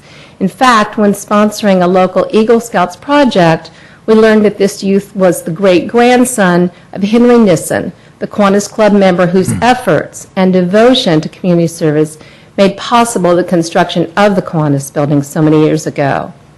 Arbor Bay has been committed to be good stewards of the building during the time that the city was unable to operate it, and has provided thus far over $200,000 in revenue to the city since fall 2009. We were required to make significant mandatory improvements to the building prior to inhabiting it. This included the necessary ADA accessible entries and exits, a smoke detection system, manual and automatic fire alarm system, and the 2 interior restrooms were renovated to meet ADA requirements. The cost of these capital improvements, nearly $85,000, was quite substantial for a small nonprofit like Arbor Bay. We are currently responsible for all maintenance costs, exclusive of the exterior of the building. Arbor Bay has also been committed to provide the use of the Kiwanis Building for community events. We have provided nearly 240 hours of volunteer support to Hometown Days, Week of the Family, and other San Carlos events to ensure successful continuance of these important activities. Arbor Bay is a strong advocate of the Parks and Recreation Department and is respectful of the services they provide. We are aware of the value they bring to the community. In that spirit, we have operated Arbor Bay School with a great respect to how the Kiwanis Building supports community activities and have worked hard to partner with the Parks and Recreation Department. This past summer, we welcomed the Parks and Recreation Preschool Summer Camp program to our building for 6 weeks at no cost to the city. We feel that we are invested and a part of the San Carlos community and ask the City Council to continue the lease to Arbor Bay for the next 2 years. This will ensure a guaranteed revenue base of $91,620 to the city each year from our rent. The programs at Arbor Bay are making a dramatic difference in the lives of the most vulnerable youth in our community. Please join us in showing your commitment. Thank you for your consideration. Thank you. Are there any other public comment? Okay, seeing none, we'll move to discussion. Mr. Olbert, Mr. Collins, when do you want to go first? Sure. Thank you, Mr. Mayor. First, I should, under the heading of disclosure, mention to everybody that Susan Rose, the head of Arbor Bay, is actually a friend of mine. We've known each other for a number of years. And she also was gracious enough to provide a modicum of support to my campaign last fall. But despite that, I'm quite confident that I can deal with this issue objectively and fairly. I don't really have an awful lot to add here or to bring up here other than to say that personally, what I'd love to see the city do is actually to implement at least something like along the lines of what the city manager had proposed of extending the lease for Arbor Bay for another year. That would essentially give them 18 months from today, roughly. And quite frankly, a lot of that has to do not so much with the fiscal impact as just, I think they have been a good lessee for us. They have certainly been, they've gotten a lot of strong testimonials from many parts of the community, both for what they do in their day-to-day business and just in the way they've been supporting the community activities. And I'd like to make sure that they have a reasonable transition time. Long term, obviously there's no question in my mind that the Kiwanis Building is a city asset, and in that sense, Arbor Bay has been in the spot market for purchasing real estate capacity or rental capacity from us. But I don't think the impact of delaying a transition until the end of fiscal, well, I guess until June 2013 would be that onerous. Okay, Mr. Grisilli? I look at it, a combination, and Mr. Olbert indicated some of the thoughts that I had. As Ms. Rose indicated, it's $91,620. She's absolutely right. at least according to my math too, that's guaranteed for as long as we have this lease. And when we have a park and rec program, we hope we can gain money. We hope we can't. I know our fiscal situation this current year, before the governor or before the Supreme Court's decision last month, was in pretty good shape. We're going to be coming into an item here in a couple of minutes relative showing that our financial situation is going to change. I look at this as it's a weighing of the flexibility of the Park and Rec Department versus perhaps a community interest of having Arbor Bay School. I know that we don't have a lot of extra property the city has, although apparently we're going to be having a nice large building on San Carlos Avenue that's going to be vacant, which who knows, maybe we can spend some money there and put some folks in there for a while for Park and Rec. But that being said, I would lean toward extending this lease out for the time that it was set up originally, even though the third or the fourth and fifth year are options. I realize 18 months, first of all, I'm dead set against a 6-month cancellation of this lease. I think that's almost impossible to burden to put on a school to try to find something to go in that time. 18 months is reasonable, as Mr. Olbert said, but I perhaps would even extend it out to the 2 years that way and make it sort of a finality. So they would be under the gun, and there's no exception, so to speak, that in 2.5 years it would be over. But it, again, would guarantee us $180,000 over the next 2 years. And with the way the budget's going and the way a lot of the other things are going, I know it impacts some of the Park and Rec programs, but it's just really hard for me to. We seem to be doing a fairly good job. I know it's hard. It's easy for me to sit up here. I don't have to work with it as Mr. Long or Mr. Wallace does every day. It's easy to say that. But I would be inclined to go for the full extension of the lease and indicate that at that time in 2014, July 31st, this would end. Okay, Mr. Collins? Thank you, Mr. Mayor.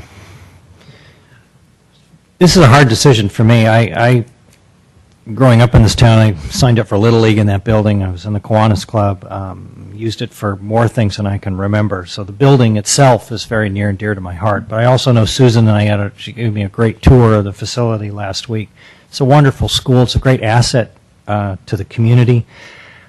But I think we really have to look at the highest and best use of our facilities, and it's a basic fact, I think, that recreational opportunities for our residents are at a minimum in this town. You go to other towns and they have much greater use of facilities. They have many more facilities. We're rather limited. But again, I agree with Mark. I would not want to just say 6 months, you're out. I'm in favor of extending the lease for a year.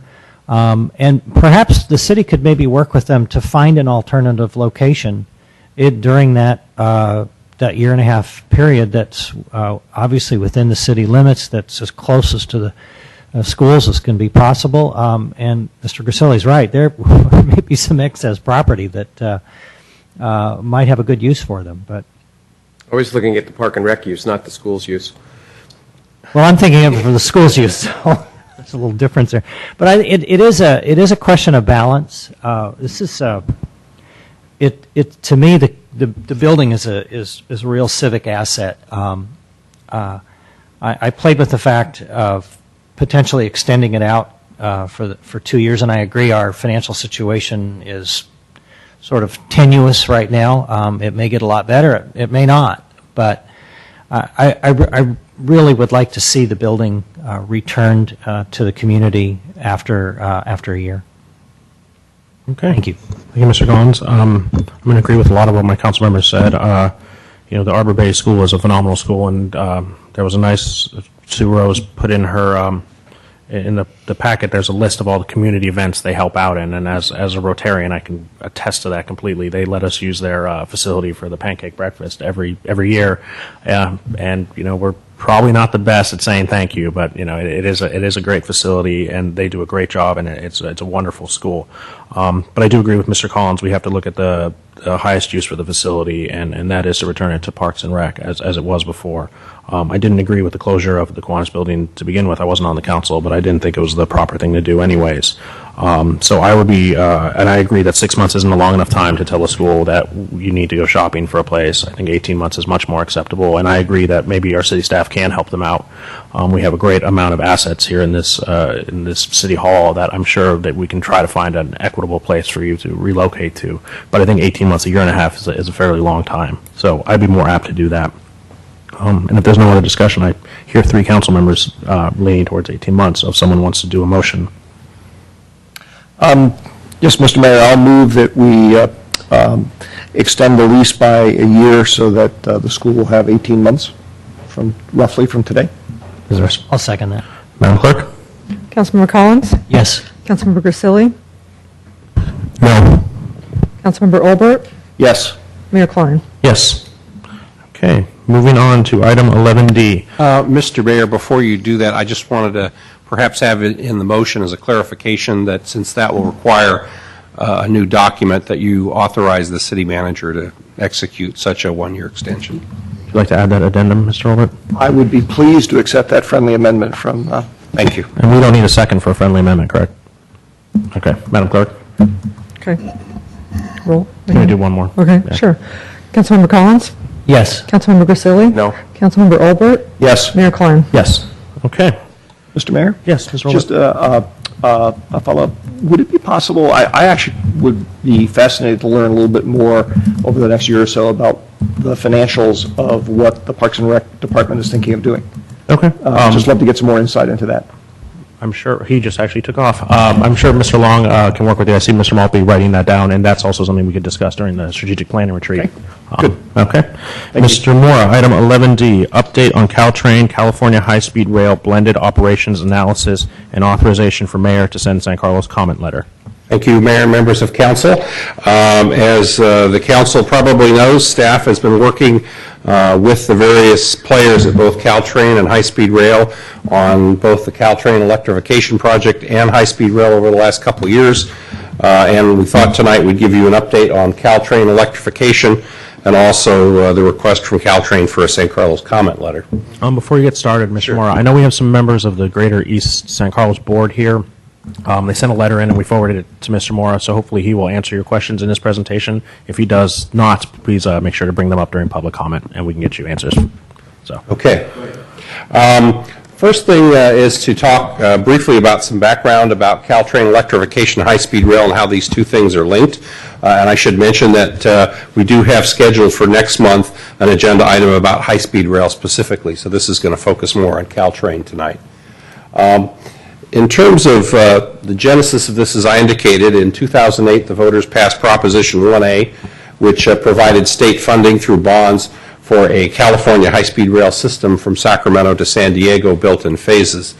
A year later, Caltrain and the California High-Speed Rail Authority reached an agreement regarding the use of the Caltrain right-of-way as a portion of that system. Part of the concept was to have a so-called electrified system which would share 4 tracks throughout the Caltrain right-of-way from San Francisco to, I believe it's Gilroy and Morgan Hill.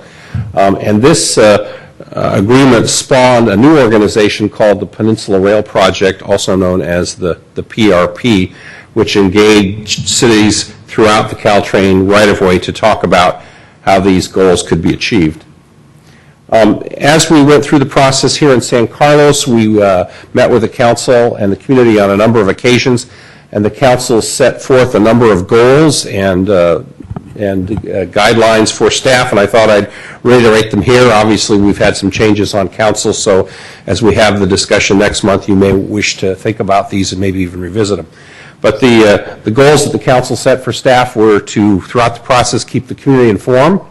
The council wanted us to work within the process with both Caltrain and high-speed rail to maximize the number of alternatives available to the San Carlos community, to minimize the impacts on San Carlos, both in terms of the city as well as residents, businesses, and property owners, look for opportunities to benefit from the project, and avoid direct costs to the city. And here's where I wanted to highlight something that has occurred after the high-speed rail process went on hold, and I think this helps address Mayor Klein's question. It is not known, I think, beyond the staff and some of the folks working on this project, that after the last alternative analysis from high-speed rail, city staff and high-speed rail and Caltrain had a series of monthly meetings to talk about how we could look at the different designs, both overhead and underground, to meet the goals that the council had set forth. And in particular, we wanted to see if there was a way to, within the right-of-way, support things such as the historic Caltrain depot, the upcoming Eastside Connect project, not impact Old County Road, allow for construction of the transit village if that's the council's desire, and to minimize impact on property. And so what we did with the help of HNTB, which is the engineering firm working on high-speed rail, is we found that by modifying the overhead alignment in San Carlos, and more specifically moving the existing train platform south, almost to Arroyo, that you can in fact achieve all of the projects and all of the goals that the council had set within the right-of-way and achieve all of those things. In other words, you can move ahead with Eastside Connect, you can not impact Old County Road, you can move ahead with the transit village, et cetera. Because of the timing of this design alternative, it has not yet reached high-speed rail documents, and there's been some confusion, I think, in the press and elsewhere as high-speed rail continues to issue reports based on the original San Carlos design and not the alternative. So there is an overhead alternative which meets your objectives, but because it has not yet been incorporated into high-speed rail documents, it has created some confusion. So I wanted to put that on the table just so you're aware of that. Let's talk now about blended operations. This was something that was proposed last year by Caltrain staff and later endorsed by several local legislators. The idea is to have Caltrain and high-speed rail share the existing 2 tracks of Caltrain for most of the route between San Francisco and Gilroy.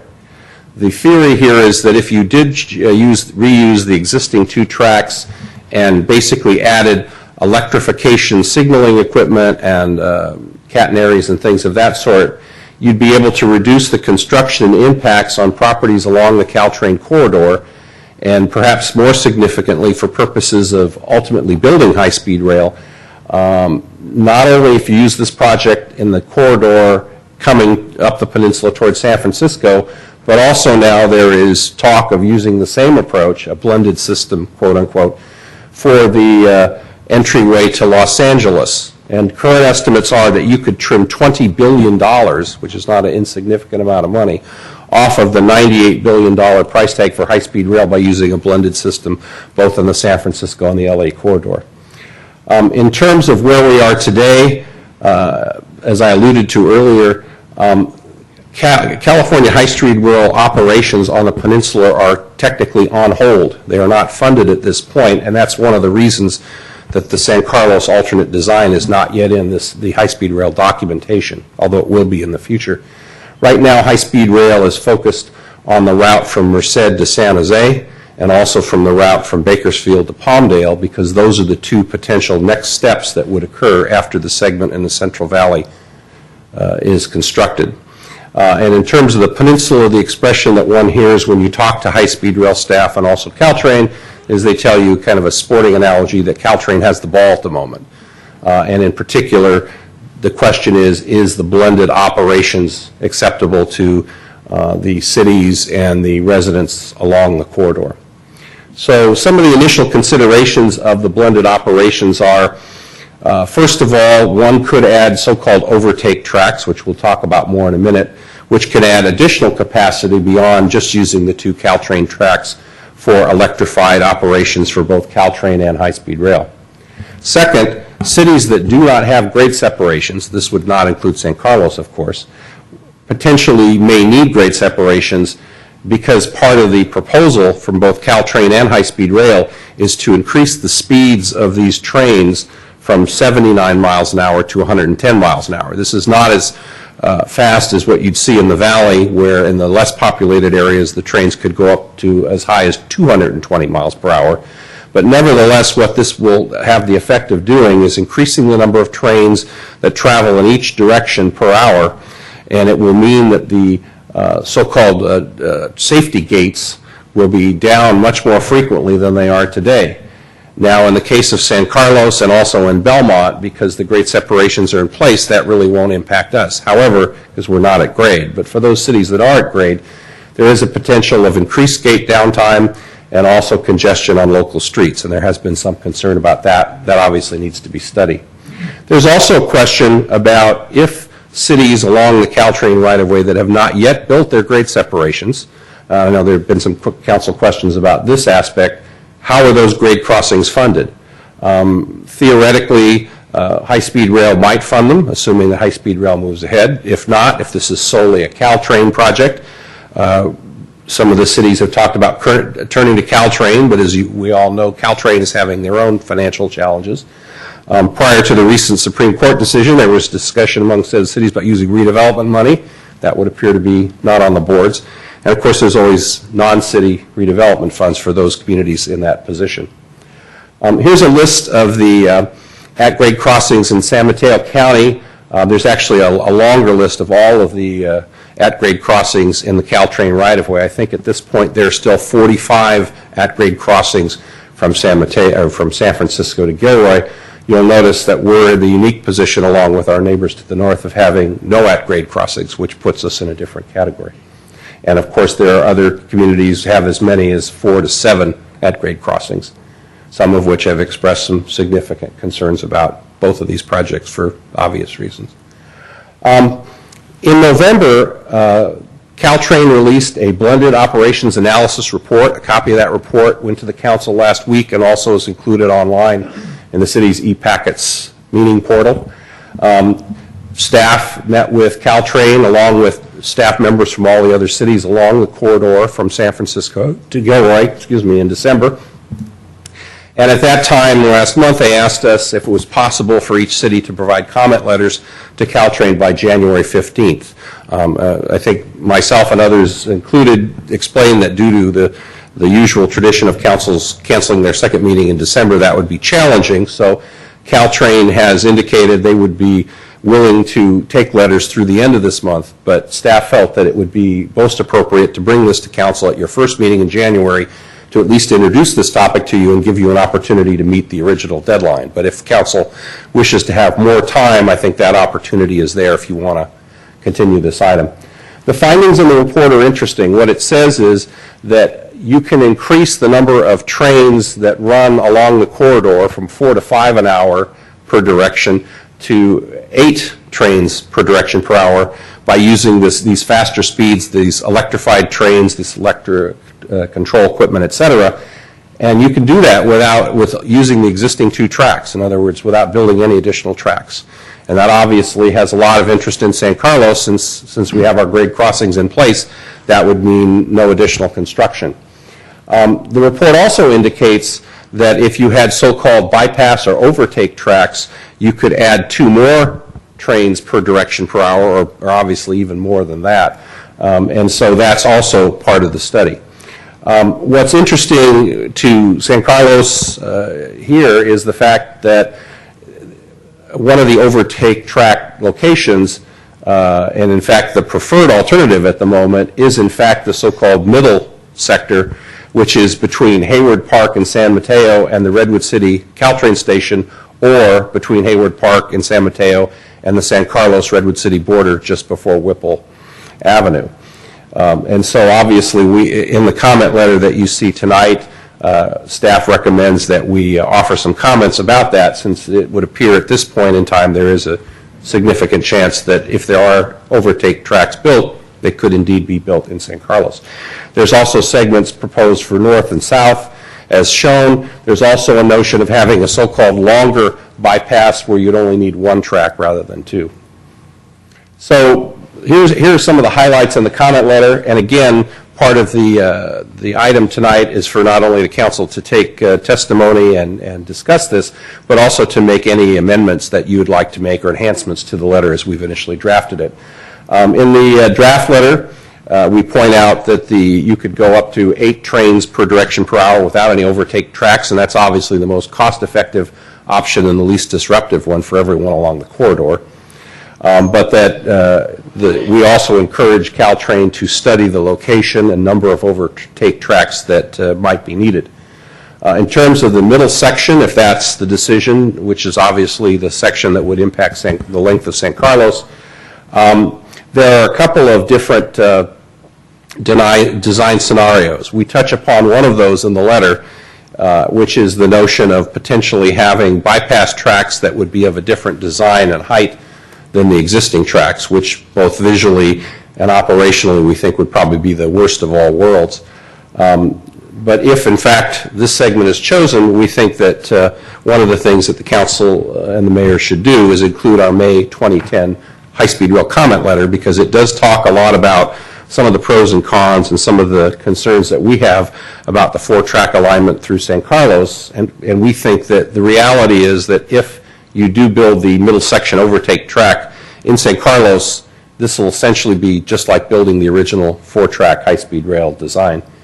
We've also had some discussions with both Caltrain and High Speed Rail last week and again today to verify that if, in fact, this section was chosen, that Caltrain and High Speed Rail would be open to the concept of using the alternate design that we showed you earlier, so that, one, we would have all 4 tracks at the same height, and number 2, we would have the potential of the viaduct design versus the berm.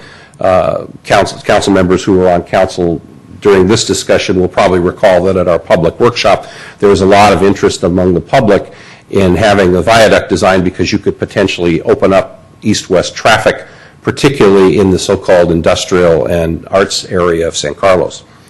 So anyway, to wrap this up, we do have the draft letter in your packet. We would encourage council to provide any comments or revisions and then subsequently submit that letter to Caltrain.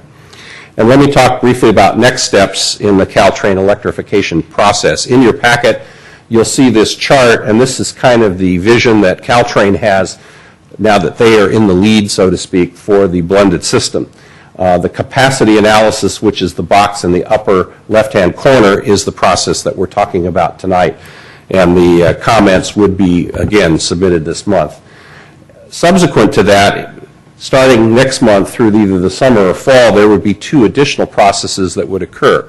There would be a discussion of a service plan, an operational analysis, and also grade crossing and traffic analysis. And as you go through the flow chart, it shows you Caltrain's vision of analyzing different options, putting together a decision matrix, having public meetings, and ultimately doing an environmental and design process.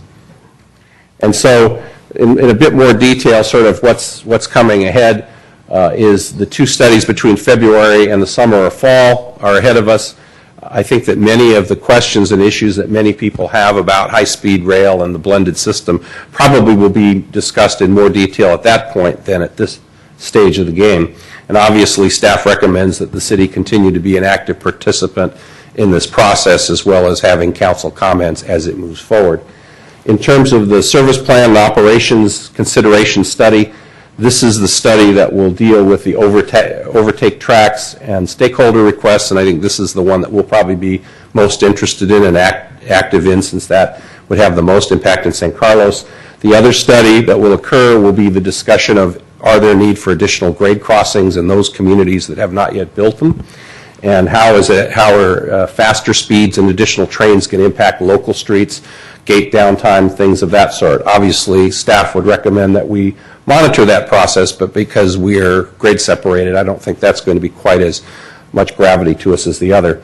And then, as I indicated earlier, we've had some interest from the council in having a more detailed update on the state high-speed rail project next month, and staff is happy to do that. We have quite a bit of information on the statewide project, the staging, and we can bring you up to date on what the city's done in the past, the council perspective, and then what you may want to do in the future. And so with that, I'd be happy to answer any questions or, again, take public testimony and comment. Okay, we'll start with you, Mr. Collins. Do you have any questions? I'm going to pass at the moment. Okay, Mr. Olbert? Thank you, Mr. Mayor. Yeah, Brian, I do have a number of questions. And in fact, what's your protocol? Do you just want me to ask all of mine or stop after 2 or 3 and give? How many do you have? Probably about 5. No, that's fine. Okay. Go for it. First off, just a simple clarification question for me.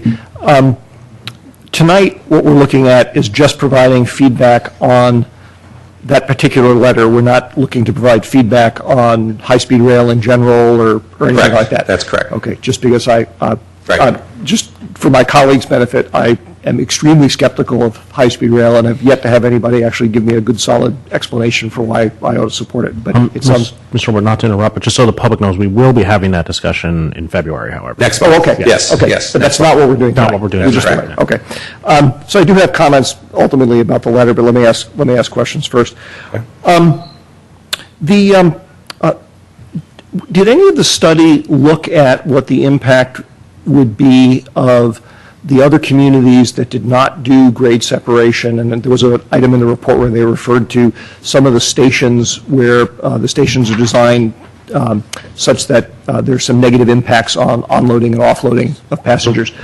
Did they look at what would happen if those kinds of improvements would be made in terms of what that impact that would have on capacity and hence perhaps on not having a need for overtake tracks? I don't know that the focus has been as much on capacity, although I suppose that could be an outcome.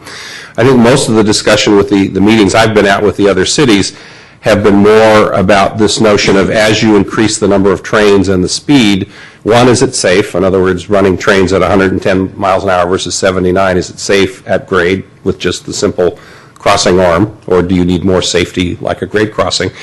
And another major concern, which I think will come out of one of these subsequent studies, is the concern of the other cities about how do, and again, this is a bit of a puzzle, I think, in some cities.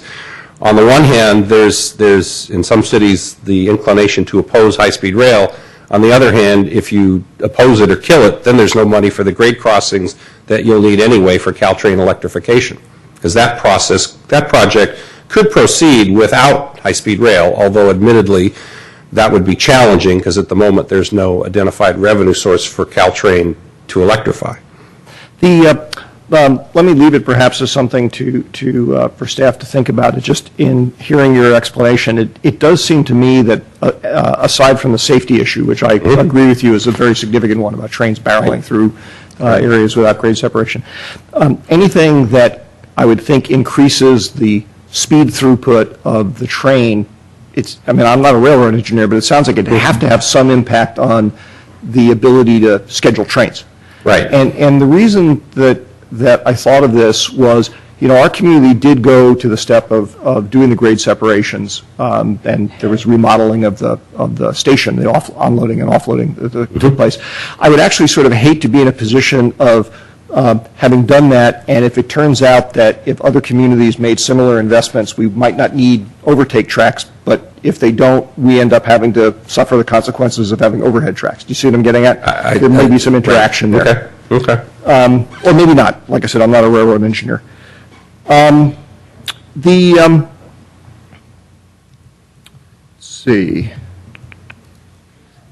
The other thing that I was not quite clear about from reading the report was in terms of what the high-speed rail project is looking to achieve, does the 8 train per hour capacity of doing no additional trackage, is that sufficient?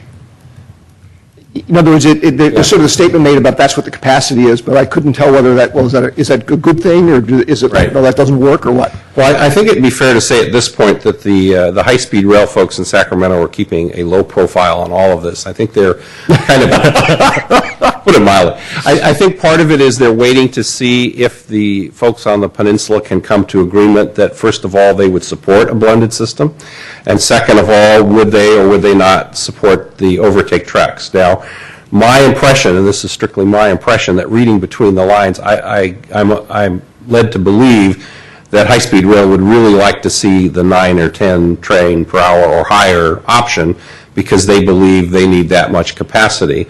On the other hand, in my discussions with Caltrain and with high-speed rail, I've pointed out, and again, maybe this is obvious to everyone, including them, that if you can limit the blended system in the early stages to strictly the existing 2 tracks, not only is it going to be much more cost effective, but I think there's a much higher, probability of acceptance on the peninsula.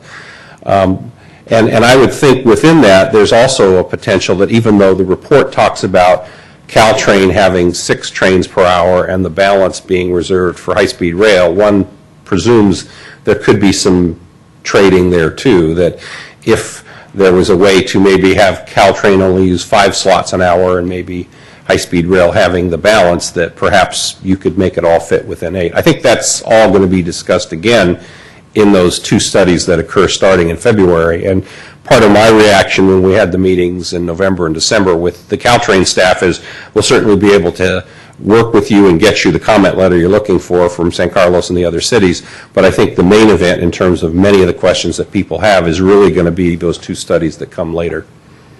Thank you for commenting on the capacity or trading capacity. Sure. That was one of my other questions. Last one. Again, in reading the report, the metric that it seemed to me the primary metric they were looking to minimize was delay, minutes of delay per train, which makes sense to me. But what I couldn't quite appreciate or figure out is I wanted to put that in the context of a typical trip. So, for example, just hypothetically, a 5-minute delay on how long does it take to get to L.A. from San Francisco on this train? 4 hours? Couple hours, yeah. Couple hours. 5-minute delay out of 2 to 2.5 hours, that doesn't seem like that big of a deal to me. Right. 5-minute delay out of a 30-minute trip, that seems like a much more significant deal. So what's the context of the delay? I think there's discussion of the delay by both of the partners. In the case of Caltrain, what they will tell you is ever since they started the Baby Bullet system, their express system, their revenues have gone up and their ridership has gone up. And so it's their belief that electrification of Caltrain could save the whole system, so to speak. It would be a driver to make it even more closer to a break-even proposition. In the case of high-speed rail, what they're looking at is both the end-to-end times, from San Francisco to LA and ultimately to San Diego and to Sacramento. And they're also looking at it as it relates to the original ballot argument from Prop 1A in 2008 in terms of meeting some of the promises, if you will, that were made to the voters. And so they're looking to shave time that way. So you're right, and delay is an issue or is something both groups are looking at, but they're looking at it maybe through different prisms is how I would describe it. Okay, but you see my point about particularly on the high-speed rail thing. Yes. Relatively short delay. I mean, correct, and I guess, Councilman Olber, what I would say is in some respects perhaps those kind of delays or efficiencies are almost more of a benefit or focus of Caltrain, I would say, at this point, than, say, high-speed rail. Okay. Thank you very much. Okay. Mr. Grisilli? I have no questions. I don't have any questions either. Mr. Collins, are you ready to go? Or? The one question, I think the reason I didn't have any comments about this in the beginning is I'm so stumped by this project. And I get the feeling that, are we just going through the motions here? And everything I read in the press is that this thing is about as dead as it can get. That the cost has run away so far that the public support is rapidly eroding. And I think I read the other day that if they held the vote today, that the high-speed rail project would fail. Well, so I wonder, tell me I'm wrong. Well, I won't say you're right or you're wrong, Councilmember Collins, but let me say a couple things. First of all, I think it's important to note that we're really talking about 2 different projects. We're talking about Caltrain electrification, which is also known as Caltrain modernization for some folks, and we're talking about the statewide high-speed rail. The 2 are interrelated in that, number one, the state high-speed rail project needs the Caltrain right-of-way if they are to get to San Francisco in a cost-effective fashion.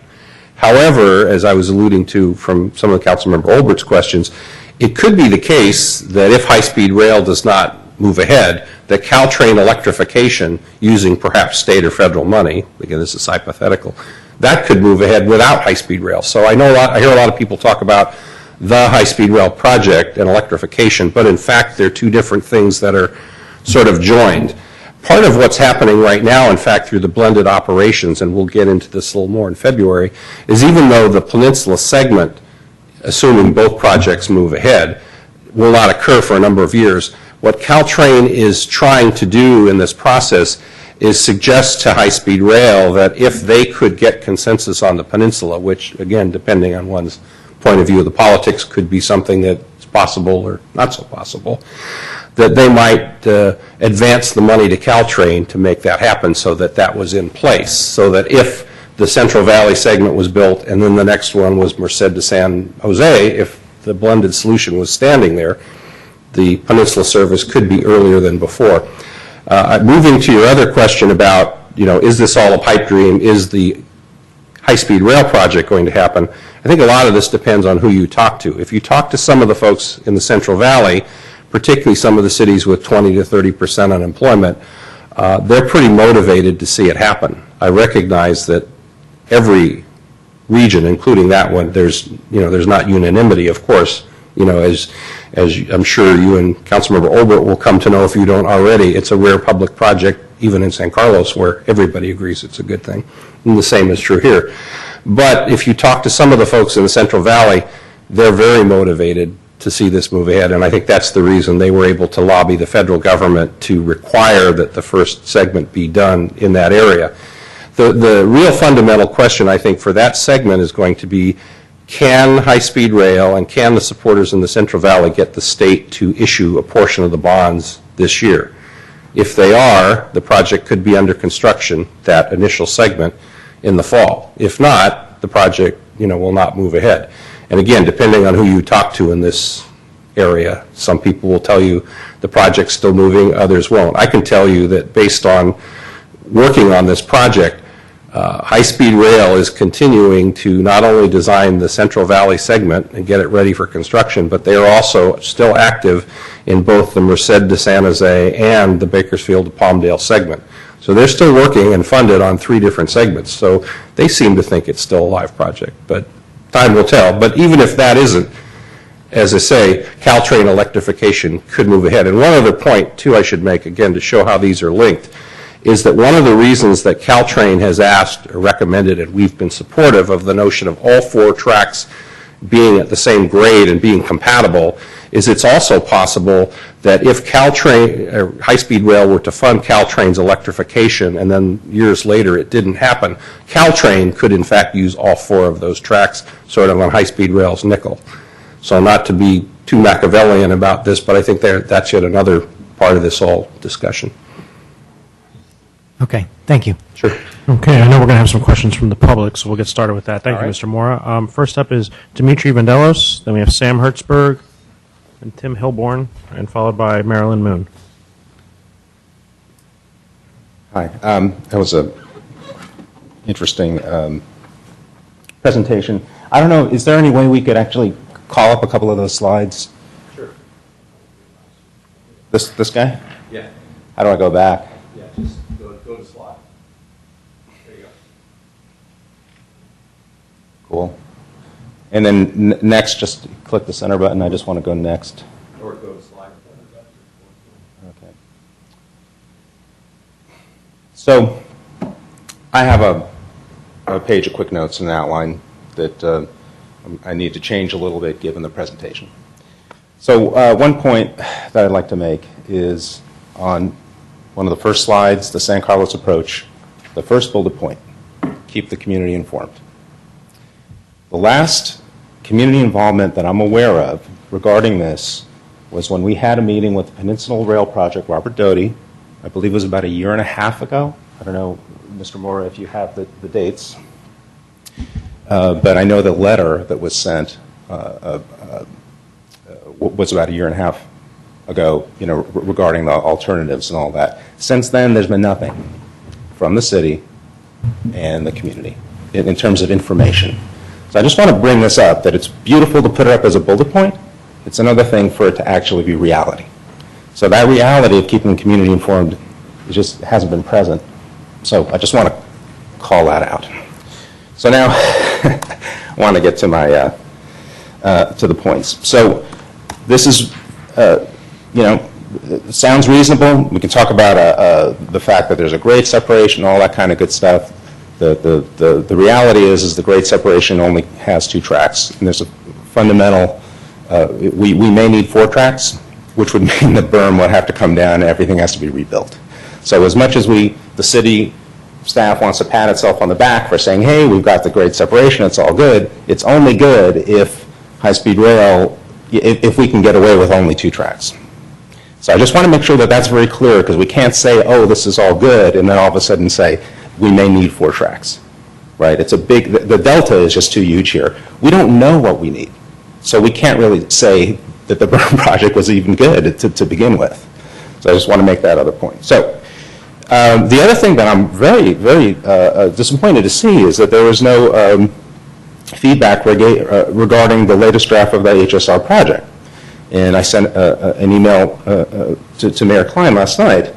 And in that HSR project, they were talking about losing 1 to 2 lanes of Old County Road through a large chunk of our city. From Old County to from Quarry to McHugh, along Old County, Cherry to Branson, and Britton to Whipple. There will also be lane closures on the overpasses along Britton and Howard Avenue. For some reason, the HSR EIR omitted Holly Street, but I think that was a clear omission. It wasn't. It's not like Holly Street isn't going to be affected, right? So we're going to have major traffic disruptions for our community and the peninsula in general, given the latest EIR. There's nothing in the staff report that reflects that. That's a warning sign for me. Nothing is talked about the staging areas. I mentioned the traffic. The blended rail approach, it is good to see that there was acknowledgement that there is a 4-lane option going through San Carlos. We have to keep that under consideration. 4 lanes of tracks going through San Carlos means we need that railroad right of way, right? And we need it for not only for the tracks, but for the staging. Otherwise, we're going to lose Old County, which is what the HSR EIR is already saying. You're going to lose Old County forever. I see, what I'm really concerned about is the loss of this major arterial roadway in the city, potential eminent domain of houses and businesses along Old County Road, an absolute construction nightmare, and devastation of the East Side residential neighborhood if we need to close Old County. I'm curious about the city letter to the Peninsula Rail project from a year and a half ago. This letter stated that the city prefers that the West Side Railroad right-of-way property be used for staging and additional rail construction. And did we ever receive an answer from the PRP? I don't know, because the community hasn't been informed. It's sad to say. So do we know, Mr. Mora, was there an answer? Mr. Mora, you can answer all. I'm sure you're taking notes. He'll answer all your questions. Awesome. Okay. I'd like to see that response, and I'd like to understand what the communication has been for the past year and a half, because the community has not been informed. So I'm going to get to the end here. The things that I think should be done. San Carlos is in a unique situation, right? Any of the design alternatives are feasible as long as we retain the right of way. So there was the trench design, the viaduct, widening the berm. I forget what all of them were, but we can do it if we use the railroad right of way, which is actually on these slides. That's the whole point, is to use the railroad right of way. The city should not approve this, again from the GESC's perspective, should not approve any development of the railroad right of way property until we have a clear accounting of the space needed for the Caltrain electrification project and the HSR project, including the staging areas. So they are 2 separate projects, and it is horribly confusing. It's a nightmare to try and keep track of these things. And it's also very clear that Caltrain and HSR are not doing an effective job of coordinating, and that's very concerning because there's talks about using completely different types of railroad systems, all this kind of stuff that could really turn into a nightmare. Mr. Vanellis, we're going to need you to start wrapping up. Okay, and I have a couple more bullet points here. So we need clear answers from HSR and Caltrain about how the projects will be coordinated, and I strongly suggest that these projects be coordinated in a fashion that's supportive to the community and to both Caltrain and high-speed rail. My last point is, given the issues that we've had regarding RDA funding, the school district lawsuit, I propose we build the transit-oriented development on Wheeler Plaza on the city property and not along the railroad right-of-way property. This has far fewer negative ramifications to the city as a whole and is a potential way to help us out, potentially help us out of the budgetary issues that we're now facing. All right, thank you. And next up, we have Sam Hertzberg, followed by Tim Hilborn. Good evening again, City Council and Mayor. Just comment, feeding off of Dimitri's comments, San Carlos is unique that whole west side of the railroad right-of-way is preserved and was originally cleared of a number of auto-based businesses on the west side of the train tracks for high-speed rail, some time ago, over 10 years ago. That was about the time that the railroad, the berm was constructed. And while that improved the ability to get across, the train tracks without stopping all traffic in the city, it did cause some impacts to our community in the east side. We were not heavily involved in that process. Per Mike Garvey, the former city manager, he chose to omit seeking neighborhood impact on that project. There was a number of berm considerations concerned. He said we had your best interests at heart. One of the impacts that happened as a result of that berm, though, however, was the noise impacts carry further in the neighborhood. Then you have the transit-oriented development proposed there, which is, with an already grade separation from the single-family residence to where the base of that is, then to go up 50 feet from there. That has the potential to have impacts. Well, high-speed rail wasn't even discussed in the Transit Village EIR. And the whole issue of staging is a major one. What's being discussed in this partially revised draft program EIR for high-speed rail, as Dimitri had mentioned, was 1.91 impact from Old County Road between Quarry Road to Whipple Avenue, a huge area. And, we have pass-through traffic issues on the south of Holly, getting to the shuttles, going back and forth. Well, on the north side of Holly, all those streets, they all go back to Old County Road. So if you shut down Old County Road, how are people going to get into and out of where they live? Are you going to have to acquire properties, punch through on the other side, and then you have pass-through traffic that way? I remember Randy Royce, some of his last comments at our last GSC neighborhood meeting was saying he thought we should have barriers south of Holly Street to prevent some of that pass-through traffic that was becoming a nuisance, and then the idea of introducing it on the north side when you're trying to deal with it already on the south side. In terms of the options, you've got the trench, viaduct, the viaduct. Question if it's going to be electrified like a BART or magnetic, or are you going to need overhead wires, and what are the visual impacts of that? What are the opportunities for open space, a linear park, a dog park? How are these projects going to be organized and timed? I mean, the fact that the Transit Village project owned on Samtrans property didn't address high-speed rail, I mean, there's just coordination issues that need to be addressed in terms of our neighborhood and the impacts of these projects, noise, vibration, wind, visual, shade impacts. We'd like to see more information. We definitely would welcome a presentation by the city and or Caltrain high-speed rail at one of our neighborhood meetings as soon as more information is available. I think it would be great to inform those who would live closest to it. I'm going to need you to wrap up, Sam. Yeah. Appreciate your time. All right. Tim Hilborn and then Marilyn Moon.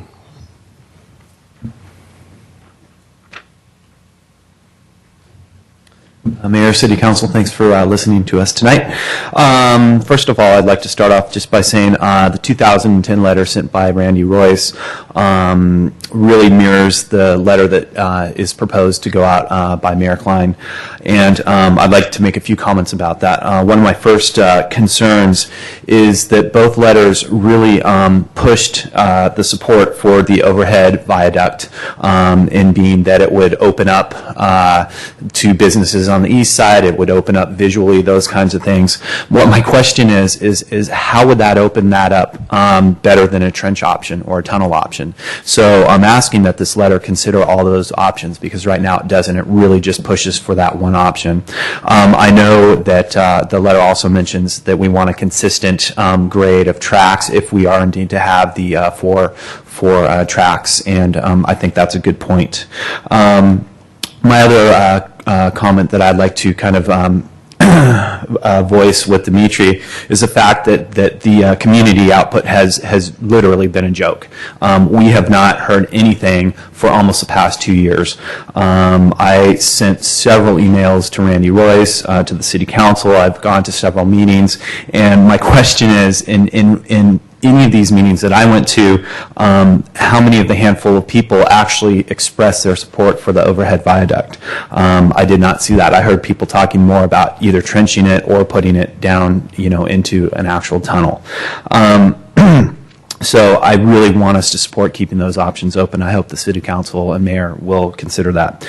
Also, staging areas. If we talk about a blended system, that's just going to turn into a complete nightmare. We will lose Old County Road.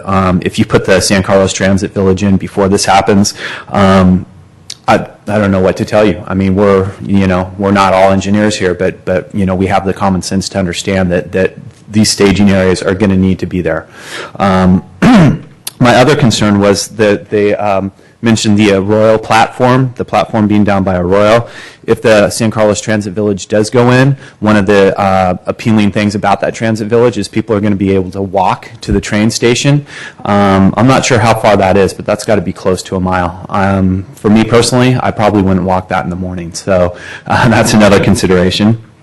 My other main concern that I want to address with you guys is, or the city council, excuse me, is to align with other cities on the peninsula. I'm still not sure, and I've sent countless emails about this, that we really need to align with other cities on the peninsula, Belmont, Burlingame. There's power in numbers, and I would really like to see the city council push that forward. And then my last point is the budget. I do have to agree with Councilmember Collins. Half of me, 3/4 of me really feels like this is a moot point. I don't know if any of this is going to move forward. And where are the funds going to come from? I think that's one thing we need to address in the letter, especially with Caltrain. Where are these funds going to come from? The RDA is gone, Supreme Court decision.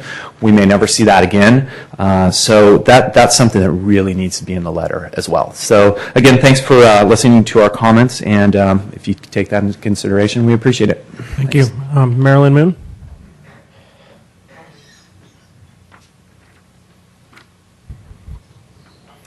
My name is Marilyn Moon. I live at 1861 Howard Avenue. Thank you for listening to me again. I'm a little more relaxed. I don't really know, practically speaking, why we're even talking about this rail system. Well, nobody can afford it. Obama just asked for $1 trillion because the federal government can't pay its bills. The governor is cutting all kinds of education and social, can't think of the word, aspects is a good one, because he doesn't have the money to pay for education, pay for poor people, pay for housing. San Carlos is not in that great a shape. We don't have our own police department, fire department. You were talking about what sounded like a very special school. I don't know the dynamics of that, but it sounded like the school had to close, and it was about $90,000, and the rail system sounds like multi-million dollars. I just think the conversation should end. Thank you very much for listening to me. All right, thank you. Is there any other public comment? Okay, seeing none, Mr. Moore, if you want to come back up and answer some of those questions, and I'm sure you're going to have follow-up questions from the council.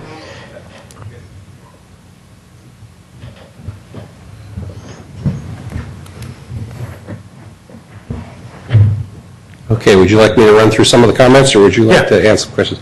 Okay, a couple things. Let me go back for a second to the slide on the alternate track design. And I think I was trying to anticipate the question from Dimitri, and I guess I didn't do a good job of it. The discussion that I had last week with both Caltrain and High Speed Rail was to reconfirm our understanding at the staff level that at a future date, the alternate 4-track design would be added to the High Speed Rail EIR and supplemental documents. And they confirmed that that is the case. And the significance of that is that when that design is substituted for the current design, that in the opinion of the High Speed Rail designers, Old County Road is no longer impacted, in their words. So that's a fairly significant piece. In terms of the state high-speed rail process, again, I'm not going to sit here and defend their process or how they've done this. And indeed, I think at the staff level, this particular piece has been a little challenging for us in that we have a solution to some of the questions, and yet it hasn't made its way into the official documents because of this suspension, if you will, of the peninsula segment while the blended segment is studied. Obviously, we don't necessarily in the staff level agree with how it's been handled, but nevertheless, that's where we are. In terms of public involvement, again, we have, whenever possible, asked for high-speed rail to make presentations in the city. I think it's fair to say that staff's been somewhat frustrated in that the budget for that has been very limited. We've had presentations, the workshop that Dimitri mentioned was one of them. We've had presentations at chamber meetings, at the farmers market, and things like that, but I don't think it's ever been at the level that if we were king or we were in charge, that it would be. Obviously, we'd like to see more presentations as well. That's a point that we've made with Caltrain, by the way, recently in their blended process, or the blended project process. So hopefully there will be some of that, particularly as it relates to the discussions that occur between February and the fall related to the potential of the overtake tracks and also the potential of the various grade separations up and down the peninsula. In terms of, there were some questions about the different designs. There was a question about magnetic systems. Staff is certainly aware of the various maglev designs for high-speed rail. My understanding is that is not a technology that the state is entertaining. Not an engineer, I can't explain to you why, but that's not something they're looking at. As far as the different designs in San Carlos, there were several. In addition to the different overhead designs, berm and viaduct, there were also underground designs, such as a partially covered trench and a deep tunnel. I think it's fair to say that when the staff looked at the underground design for San Carlos, and I think it's important here to point out that unlike many of the cities where they have expressed support of underground alignments without looking at the plans, we did look at the plans for San Carlos. And I think it's fair to say the plans for an underground alignment in San Carlos, as we were shown, were much more disruptive than the overhead designs. In terms of the question about berm or viaduct, I think our position is somewhat interesting in that in the comment letters that we've sent to High Speed Rail, San Carlos, and again, this has been past councils, and this council may feel the same or maybe differently, but we've always indicated that San Carlos would entertain a berm for 2 additional tracks because we've been able to landscape the berm that's in place, and some folks like the berm. However, we are aware of the fact that in the discussions with the other cities that we seem to be alone among the peninsula in liking the berm. Although I will tell you that recently I did have the opportunity a couple months ago to host a tour of our grade crossing at Holly Street and along Old County Road for the mayors of Gilroy and Morgan Hill. And interestingly, they kind of like the berm because of the heavily landscaped approach that San Carlos took. And indeed, in the discussions, my understanding in that segment of high-speed rail, that's actually actively under consideration. So I think down the road, if we do in fact end up with overtake tracks for San Carlos, several of those options are indeed possible. And indeed, in our discussions with Caltrain, one of the questions that we have had at the staff level is this discussion of, in the study between February to September, whether there's going to be a discussion of all the different designs and all the different options. And I think there's been some discussion among Caltrain staff about doing that, about reopening all of that. So I think that if that's something that the city is interested in, that's certainly going to be an opportunity.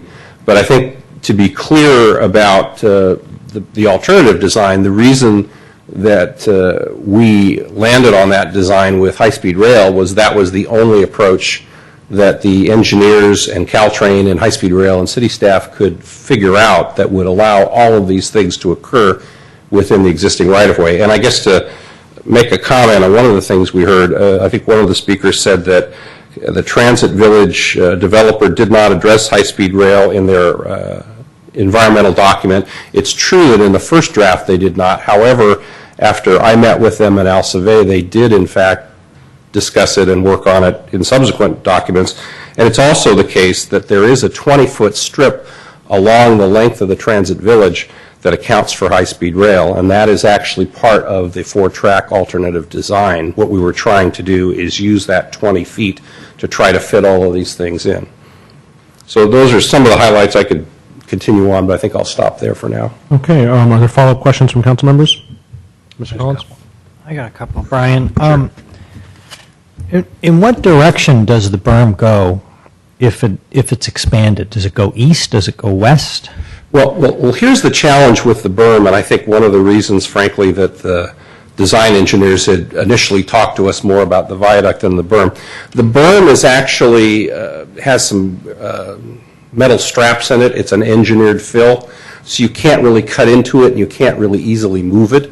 And so their vision initially in San Carlos and in Belmont too, for that matter, was to construct the second set of 2 tracks and then to ultimately replace the berm once you had detoured the train onto the other tracks. At least that's my understanding of it. There's also an entirely 4-track berm.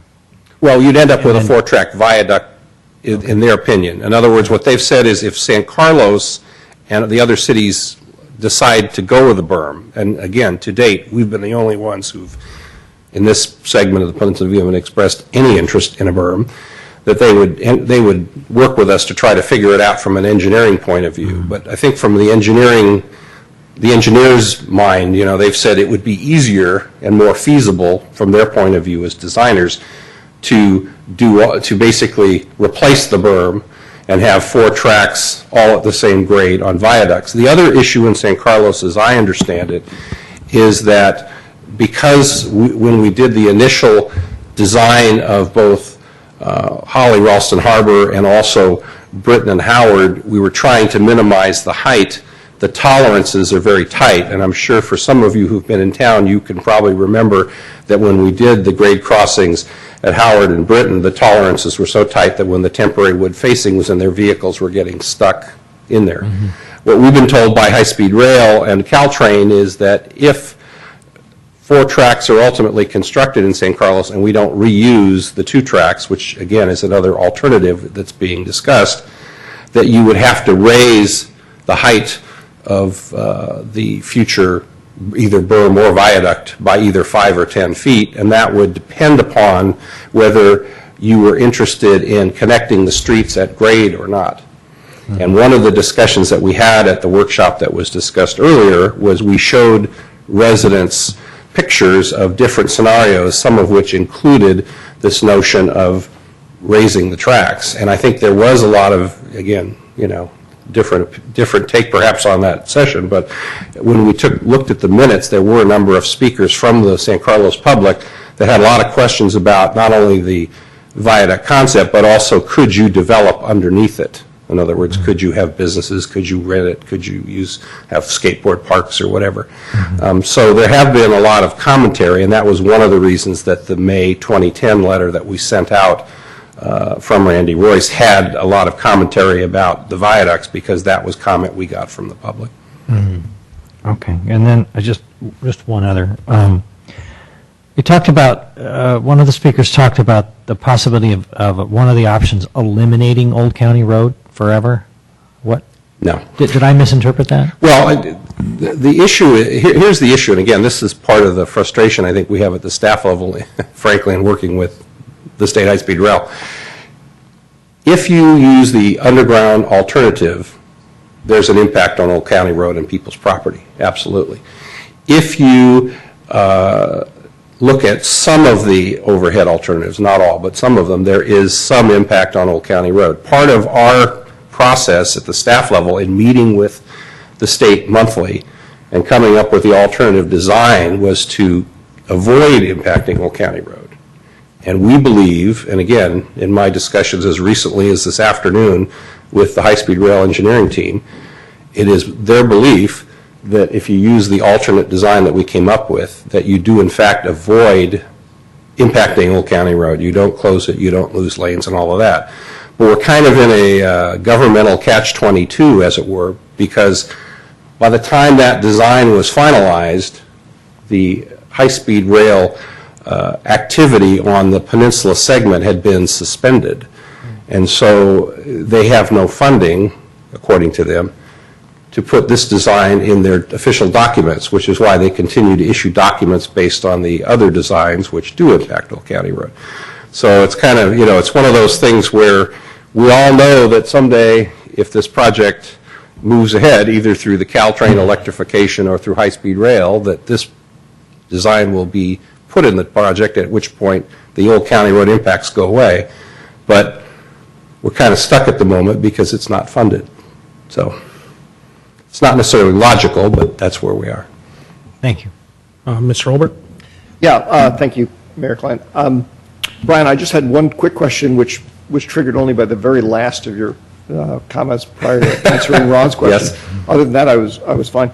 How in the world do you fit 2 extra tracks in a 20-foot additional segment of right-of-way?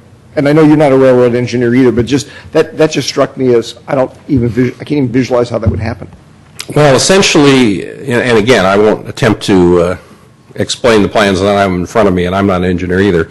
But when we looked at the designs and we looked at what was possible, it was clear that if you move the platform, which is a key part of this, towards Arroyo, that opens up some land, and that coupled with the 20 feet, in other words, it's additive, then you have enough to again, from the engineer's point of view, not from mine, because that's not what I do for a living, but that it is in fact possible, and the way they would do it or propose to do it is to add the 2 tracks, take out the berm, put in the, I see. So, and that 20-foot strip was just in the transit village? That's correct. And so, okay, so that says nothing about what additional width would be required further south, for example.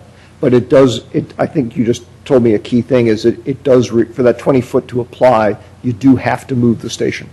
Yes, and the other reason you have to move the platform is because the depot is a historic building. It's not just on the state register, it's on the national register.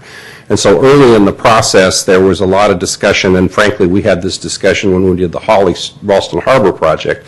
There was early discussion about moving the station forward, assuming you could. It's an unreinforced masonry building is part of the problem. But if you could, it would be more prominent, quote unquote, on El Camino.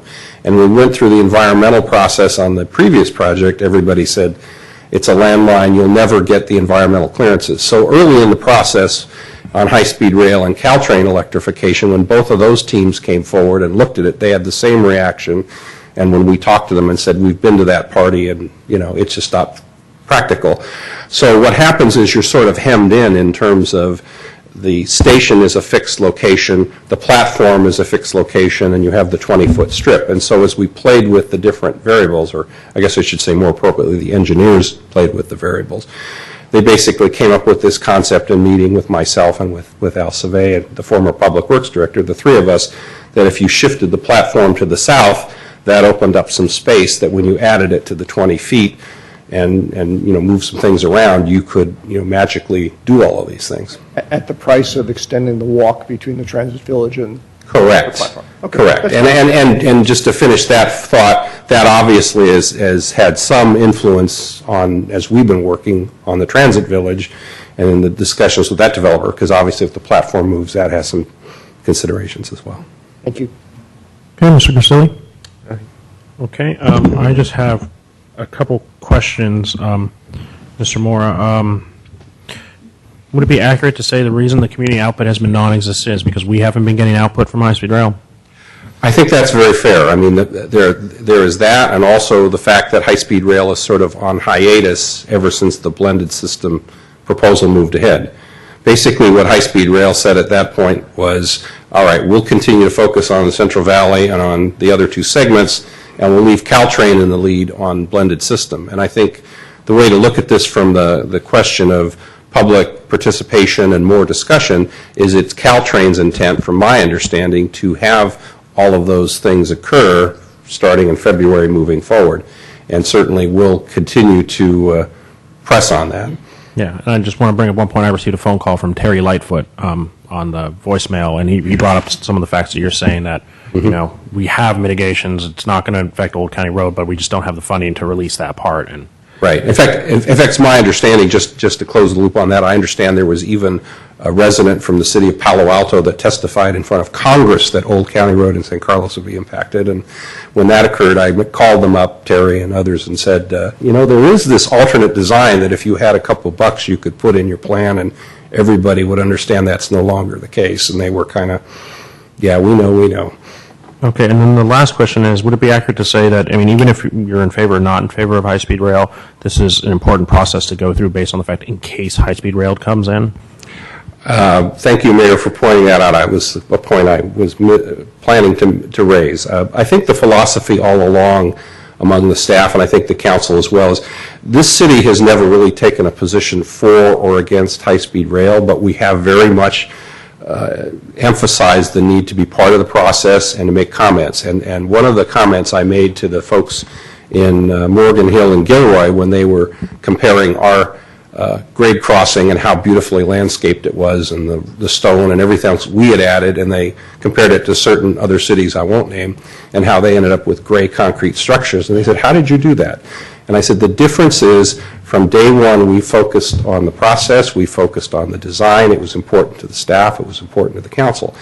And I think the point, Mayor, that you made is a very salient and important one in this process as well. It could be the case that high-speed rail does not move ahead in the future. It could even be the case that electrification doesn't either.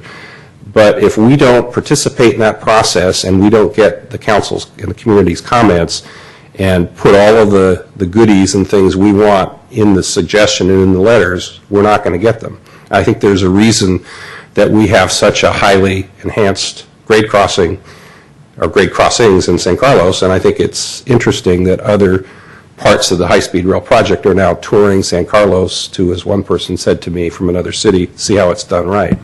And I think that we should, my recommendation is we should continue in that vein. Okay, thank you very much, Mr. Mora. We'll now move to discussion. Would anyone like to start? Mr. Holbert. Couple of things. Actually, first, I just wanted to ask a quick question. A couple of folks have alluded to an email from the Greater East Side Homeowners Association. Yes. I hadn't seen it. I just wanted to... It was made out to myself, and I forwarded it on to city staff. Ah, okay. And city staff will be forwarding it on to the rest of us at some point? Okay. If you can't for some reason, that's fine. I just wanted to make sure that's where it was. So now we're at the stage where we're actually going to talk about feedback on the letter, right? Okay. Well, I'm probably in the minority up here, but I guess my feedback on the letter is relatively simple because I would like to see it focus much more than I believe it currently does on what I'll call living within the current means, if you will, using the existing track layout. I don't care whether the steel needs to be replaced for various reasons, but not to look at additional tracks being run through San Carlos, not to look at other kinds of major significant changes to be done either.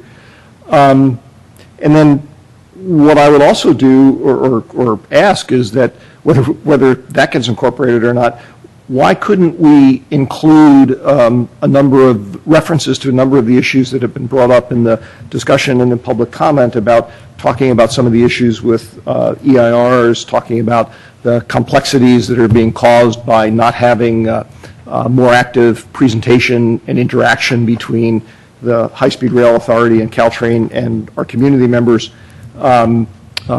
and basically, I don't want to make it look like a litany of complaints, but in a constructive way, say these are important issues that need to be resolved and at some point are going to need to be addressed, and the sooner we get them addressed, the better.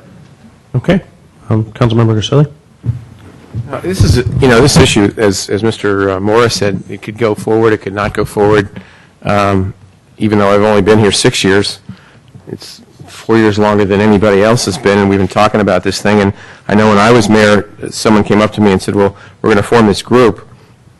And it wasn't very hard to figure out that this group, and I'm not saying it's the same group that's involved now, already had made up their mind about this issue. And I felt at that time, as Mr. Morris said, I'm not saying we shouldn't take a stand, but at that point there was even less information about what was going to be happening about this, and we didn't take a pro or con stand on it. I think this is just part of the we're going to talk about this in February, I understand, Mr. Mayor, in a much more detailed way.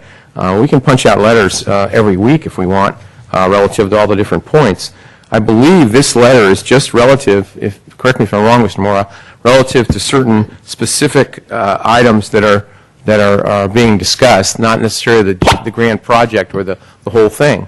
And that's why I think it should be less rather than more, and that's why I believe it's done in a fairly good way. There's many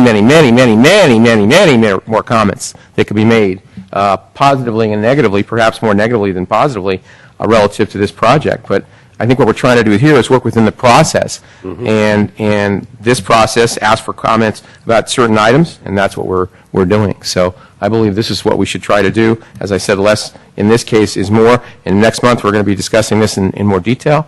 That might set up another letter that we would send out in a positive or negative way. But I believe what we're trying to do tonight, this speaks to what we are trying to accomplish, this letter. Okay. Mr. Collins? Yeah, I'm in favor of moving the process along with this letter, but at some point I really want to see a discussion and maybe change and maybe we can't do it alone as a city, but I really like to see the discussion changed so that the electrification of Caltrain and the upgrading of what really is sort of a second-class commuter rail system really gets paid more attention. We really need a first-class commuter rail system. I loved the concept of high-speed rail, the concept, but the problem is that with the physical, with the geography that we have on the peninsula, I'm a realist. I'm having a very difficult time seeing how it ever gets built. So I'm happy to move the process along, but I at some point I really want to see us try to work with, as I think it was Mr. Hilborn said, work with the other cities on the peninsula and really get behind a sort of a unified approach to make Caltrain a first-class commuter rail system that is electrified, that runs at, 7 or 8 trains an hour, whatever it is. More like BART, but without the noise, at least inside the cars. But that's where I'd like to see it go long-term. But I'm happy to do whatever we need to do now to get to the next step. I'm not sure the next steps are ever going to happen. Okay, and I'm definitely going to agree with Mr. Collins and Mr. Grisilli. We haven't taken a stance as a city, and maybe that'll possibly change in February. I don't know how this council is going to go. I have enjoyed the fact that we haven't really taken a stance. There are groups out there we can join. There are a lot of our neighbors who have taken a very proactive stance against high-speed rail. They have flat out said, no way, no how. And that's the groups that you're talking about. And if it's the pleasure of this council for us to join one of those groups, we'll talk about that in February. But I think this does the job for what's needed right now, and I believe we have a very limited scope that we were asked to comment on. We should comment on that. But if we do want to send another letter, we were going to have a very long discussion, I imagine, in February about where this community sits in regards to high-speed rail.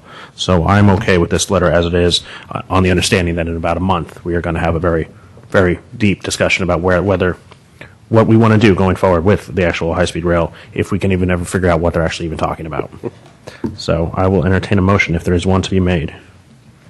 Mr. Mayor, I'll make a motion that we discuss this, we review and then basically authorize you to send the council-approved version of the draft San Carlos comment letter, which is attached in attachment number 3. Is there a second? Second. Madam Clerk? Councilmember Collins? Yes. Councilmember Grisilli? Yes. Councilmember Olbert? No. Mayor Klein? Yes. Okay, moving on to item 11E, consideration of resolutions affirming that the city will serve as a successor agency to the San Carlos Redevelopment Agency, affirming that City Housing Authority will serve as a successor housing agency, and appointing 2 members to an oversight board. Mr. Sawicki, can you give me just a rough estimate? I know this is going to be a long report, but we're getting to a later hour. Do you know how much time you're going to need? 10 minutes, Oh, that's nice. Never mind then. depending on how quickly I can. But would someone like to make a motion? I imagine we're going to be here till at least 10:30. Well, we go to 10:30. Oh, sorry. Never mind. I have a new. It was a long break. How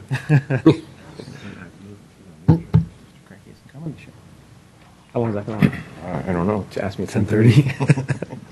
Sorry, Mr. Sawicki. Good evening, Honorable Mayor and members of the council. Mark Sawicki, Economic Development and Housing Manager. The following report and recommended actions are the result of state legislation and the recent Supreme Court decision to dissolve the San Carlos Redevelopment Agency.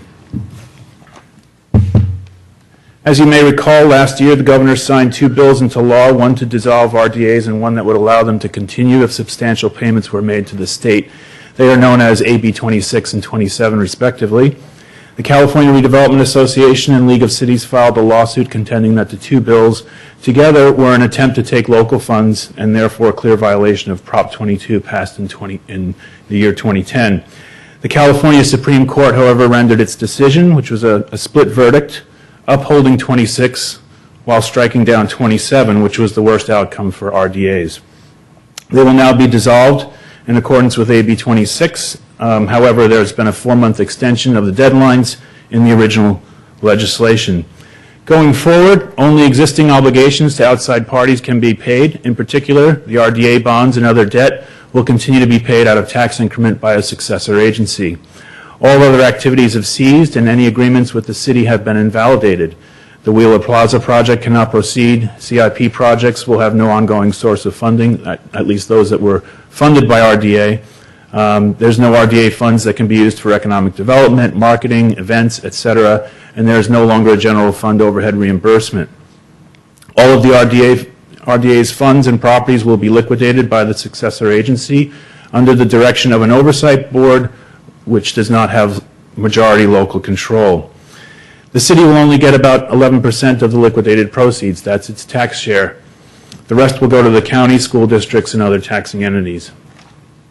In terms of cash flow, dissolution means a net loss of roughly $1.8 million in annual funding based on the latest calculations. This is funding that would otherwise be available for projects, housing activities, and general fund administration. The general fund alone, excluding housing, will experience an annual net loss of $800,000 to $1.4 million, depending on a variety of factors, some of which continue to move as we explore the issues further. This includes obligations, what obligations will continue to get funded out of tax increment, how much the county may charge for admin costs is an unknown, what programs the city wishes to continue in some form or fashion with general fund sources or other fund sources impacts what this really means to us. Following is a breakdown of potential general fund impacts if the general fund absorbs what otherwise was paid for by the RDA. This assumes there are no changes in the operating programs currently being funded. As part of both the mid-year budget review and adjustment process and the next 2-year budget cycle, staff will be bringing forward for your consideration program decisions based on available funding and what can be preserved and what needs to be discontinued. We will also be forced to give up $11 million of fund balances and about $5 million of property. These would be the 2 parcels recently purchased adjacent to the Wheeler Plaza redevelopment site. The general fund will receive its fractional share of the liquidated proceeds as a one-time receipt of unrestricted property tax revenue. Again, that 11% share could range anywhere from $1 million to $1.7 million, again, depending on factors including the value that could be received for those properties when sold, as well as resolution of the school district litigation and appeal. We don't know what that impact is going to be and where that comes out, if it needs to come out from the fund balances. RDA balances were the funding source for ongoing capital and economic development projects. These are the capital projects that had partial or full long-term RDA funding in the 5-year capital budget. These would either need to find other funding sources or would need to be discontinued or deferred. Other long-term economic development projects and activities are also covered by bond funds and other RDA balances. The most prominent is the Wheeler Plaza redevelopment project. The RDA would need to liquidate the 2 properties adjacent to the parking plaza, that's the furniture store and the Foodville site, and we would no longer be able to invest the amounts necessary to fund the parking garage development from RDA funds. Staff is evaluating the benefit cost of the project to the city if tax increment revenue is not included. We'll also be working with the developer to determine if the project can feasibly be undertaken without RDA assistance. It's not clear at this time what the procedure or timing would be for either liquidating the properties or having the oversight board evaluate any other strategies that could maximize value of what we already have in hand and the long-term value to the community. Branding and marketing and business attraction and retention programs would need to find another source of funding. The facade program was approved over a year ago, but we never announced it or funded it because we had already heard that RDA may be going away.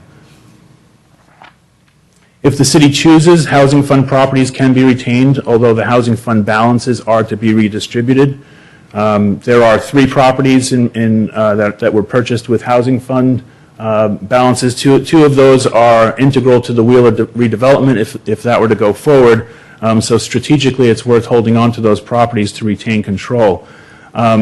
The successor housing agency would continue to follow the RDA law particular to the housing programs, and these properties under the RDA law actually need to be either redeveloped or sold within 6 months to a year anyway. So we wouldn't be holding those properties long-term, but it would give us some short-term control. The city will also lose a source of funding for other production, preservation, and rehabilitation of affordable housing. Some of this may be able to be covered by the city's BMR in lieu fund and affordable housing impact fee resolution. There's also still hope that the state will adopt new legislation to support local housing efforts.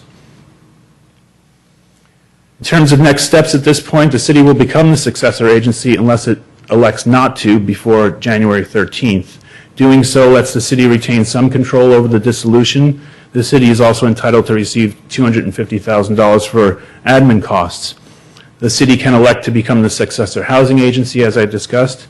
The RDA will need to amend its enforceable obligation payment schedule. This is something that was actually adopted a while back. This is what says what the successor agency can continue to pay, both in the short term and over 6-month periods.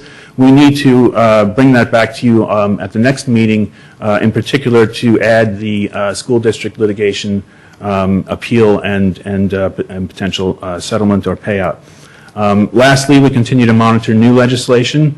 In Sacramento, there's at least two things that are percolating. One is a bill to postpone the dissolution from February 1st to April 15th to give the legislators more time to perhaps come up with an alternative program. There's also a bill to allow the housing funds to be moved to the successor housing agency rather than dispersed to all the other taxing entities. Both of those would require a 2/3 vote to pass.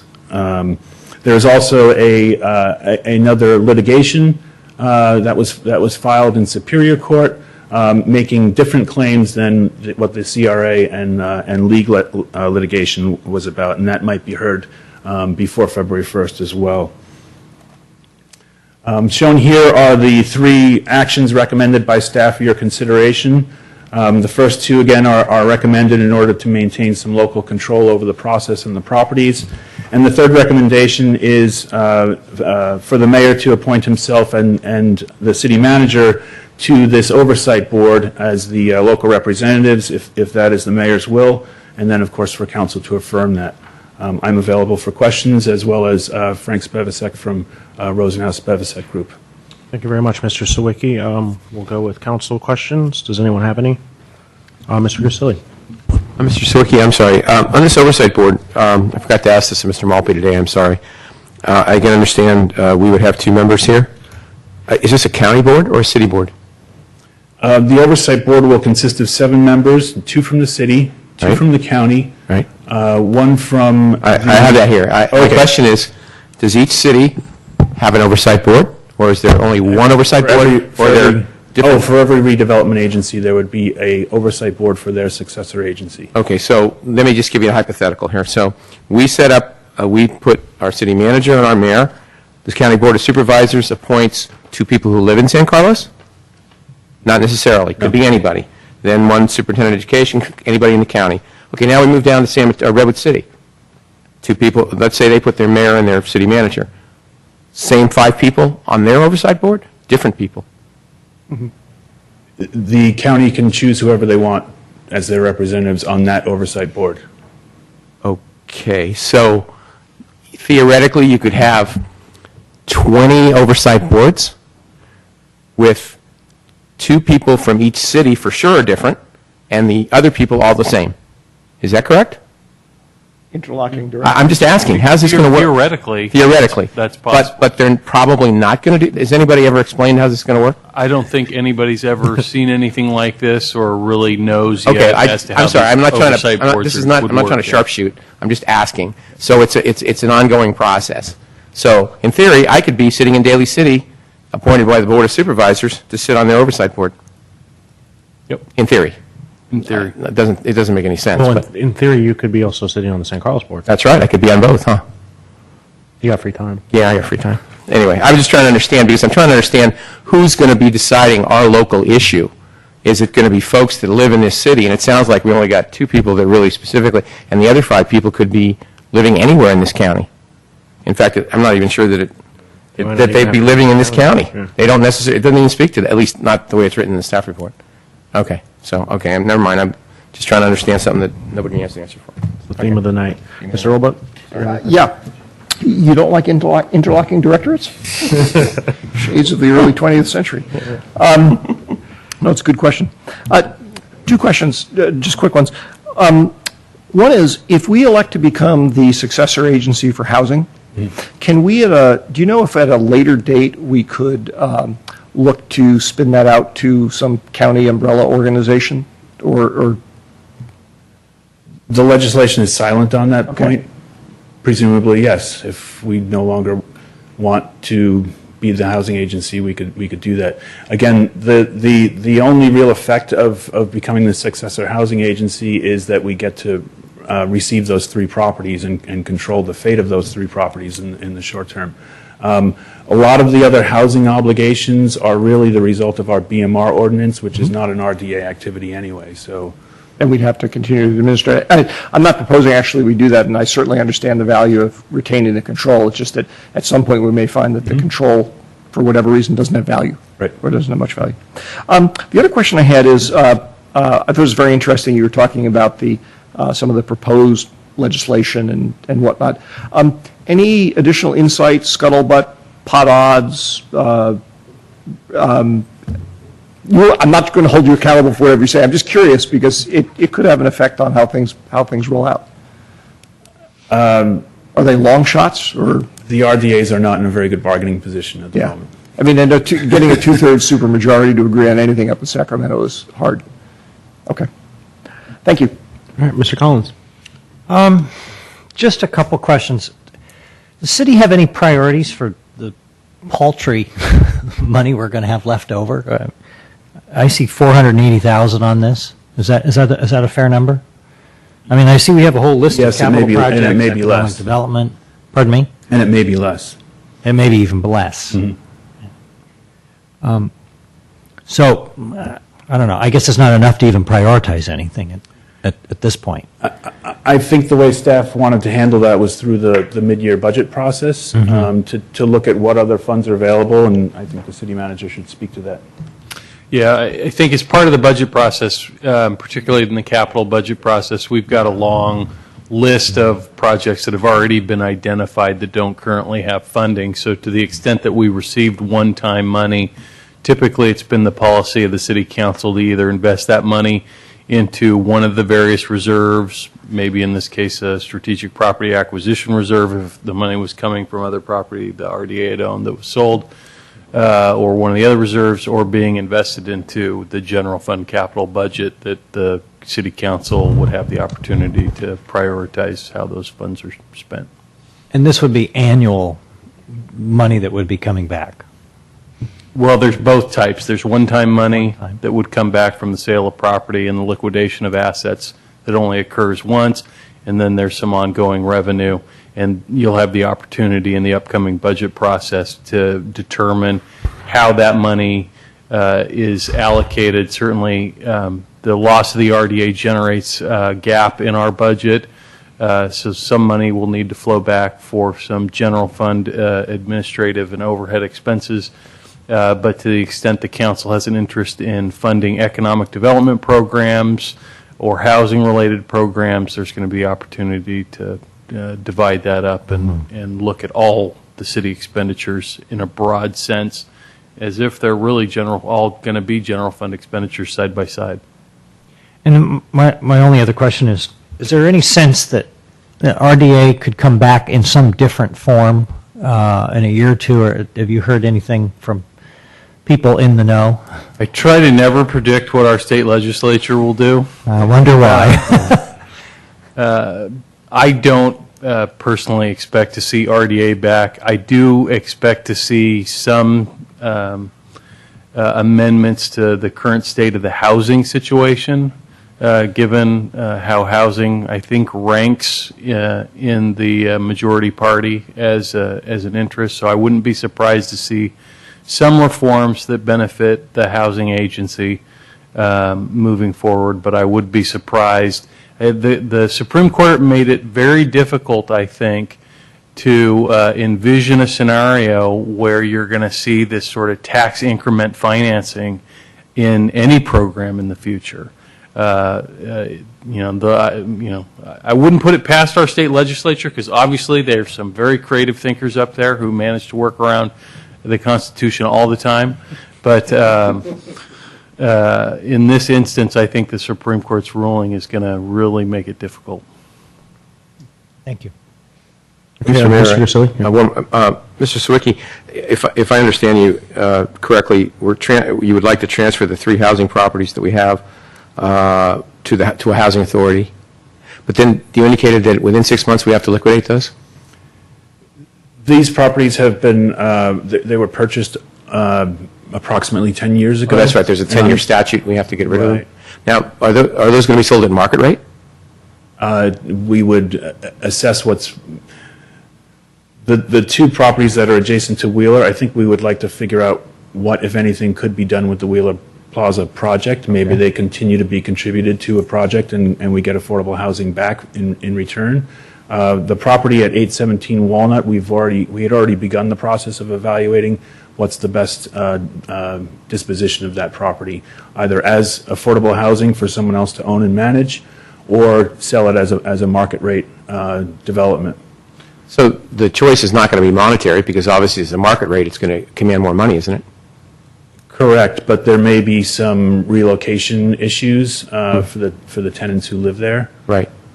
So it's not necessarily discernible that the market's up here and the nonprofit would be here. It's probably a lot closer than I'm thinking. It's probably a lot closer because we've been operating it as affordable housing. So the folks who are there are of lower income and pay. And they have rights that would compress those two. Right. Okay. Thank you. Thanks. Okay. Actually, all my questions were asked. This is just a random question, Mr. Sawicki. Why was San Jose chosen as one of the plaintiffs? I mean, they've been held up as one of the major abusers of redevelopment. Why would we choose to have them as our standard bearer? Because they had so much to lose that they chose to be part of the lawsuit. Okay. Just wondering. Okay, so I don't have any questions. We're going to open up for public comment on item 11E.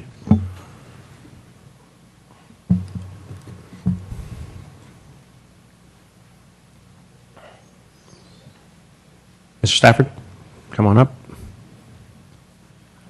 Good evening, Mayor, members of the council.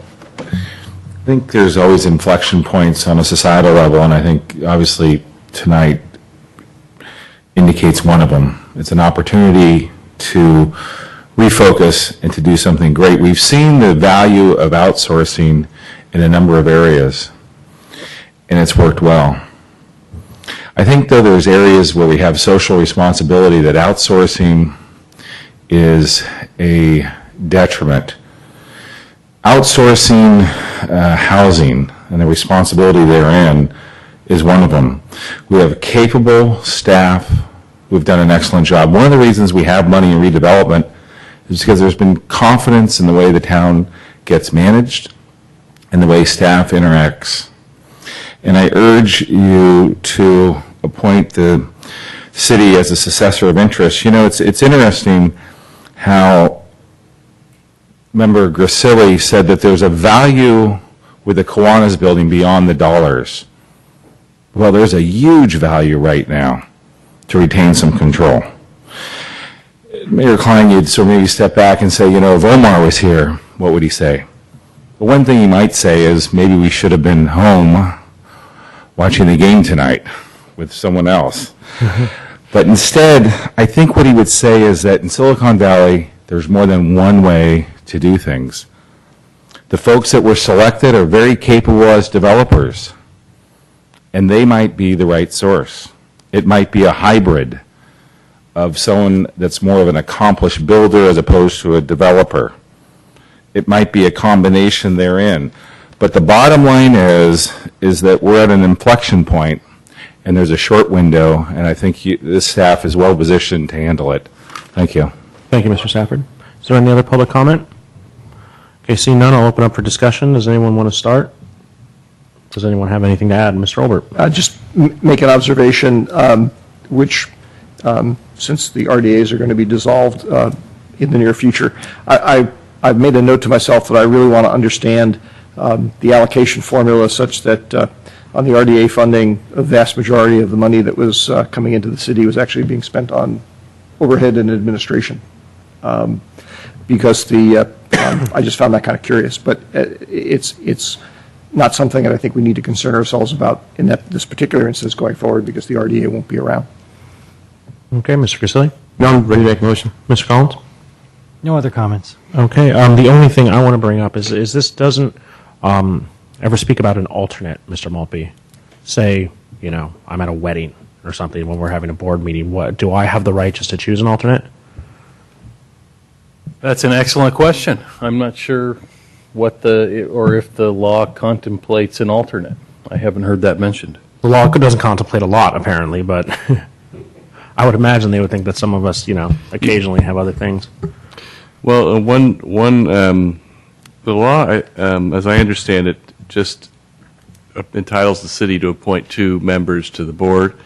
I suppose we could add to the resolution the ability of the mayor to appoint an alternate, and then we could reserve the issue of whether that's allowed under the law to a future date. But I don't see any harm in adding that as a feature, that it's possible for the mayor to appoint an alternate in his absence or in the city manager's absence. And I don't attend on missing any meetings, but we know crazy stuff happens, so I would like to have just a backup where we don't have to come back as a council and we have to vote in someone new. So if we could put that in the resolution, I'd ask if Mr. Grisilli was willing to serve as my alternate, since you've been up here so long with the RDA. Mm-hmm. Okay, and that's a yes from him. So if we can get that in the motion, that would be great. So let's start doing the motions. And Mr. Mayor, if I may, I would actually expand on that and identify the assistant city manager as my alternate. Okay. Sounds great. Hey, Mr. Mayor, make a motion, resolution number. It's 3, 4, and 5. 2012, 3, 4, and 5. 2012, number 3 first. A resolution of the City of San Carlos affirming the city will serve as the successor agency to the San Carlos Redevelopment Agency. Is there a second? I'll second. Madam Clerk? Councilmember Collins? Yes. Councilmember Grisilli? Yes. Councilmember Olbert? Yes. Mayor Klein? Yes. Mr. Mayor, I'd like to make a motion, resolution number 2012-4. Yep. A resolution of the City of San Carlos affirming the City Housing Authority will serve as the successor housing agency to the San Carlos Redevelopment Agency. Do we have a second? I'll second. Madam Clerk? Councilmember Collins? Yes. Councilmember Grisilli? Yes. Councilmember Olbert? Yes. Mayor Klein? Yes. Excuse me.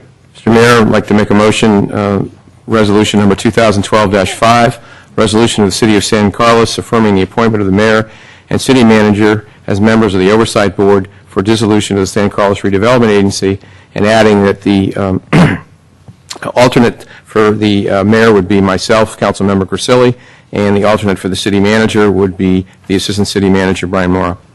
I'll second that. Madam Clerk? Councilmember Collins? Yes. Councilmember Grisilli? Yes. Councilmember Olbert? Yes. Mayor Klein? Yes. Okay, and that item is finished. We'll be moving on to item 11F, consideration of amendment to the employment agreement with Jeff Maltby, City Manager. That'd be me. Well, there's a brief staff report that's in the packet. The council at the meeting on December 12th appointed me as a labor negotiator to discuss the terms of an amendment to the city manager's employment agreement. That discussion resulted in two recommended changes that are before you tonight. One is to change the severance package in the event the council decides to terminate the city manager without cause from 3 months to 6 months. And the other is to tie the city manager's adjustment in compensation to that negotiated with certain labor groups, and that any increase that might occur could be or would be retroactive to the anniversary date of the appointment of Mr. Maltby as the permanent city manager. And just to clarify, it's also if there's any decrease as well, right, Mr. Rubens? Well, you can't decrease the salary retroactively, but the negotiated amount could be decreased. So that would have to be prospective, in other words. Are there any other questions from City Council? Just a comment. I just wanted to, I mentioned this to Jeff ahead of time, and I think I mentioned it to Andy as well. I am going to be abstaining from the vote solely because I was not here during the period of time in which you're being reviewed, but I just want to say that that is no reflection at all on my experience since I've joined the council and working with you, which has been quite pleasurable and very enlightening. Thank you very much. Is there any public comment for item 11F? Seeing none, we will entertain a motion. Mr. Mayor, I make a motion to the alternatives that receive a presentation to increase, I'm not sure, amend, I beg your pardon, there's a resolution for this. I apologize. Yeah, I missed the resolution. Excuse me. Resolution number 2012-6. Almost 10:30, I guess that's the problem. 6, resolution of the City Council of the City of San Carlos approving amendment of the employment agreement with Jeff Maltby, City Manager. Is there a second? I'll second. Madam Clerk? Councilmember Collins? Yes. Councilmember Grisilli? Yes. Councilmember Olbert? Abstain. Mayor Klein? Yes. Okay, and with that, we are done for tonight. Everyone have a good evening. This meeting's adjourned.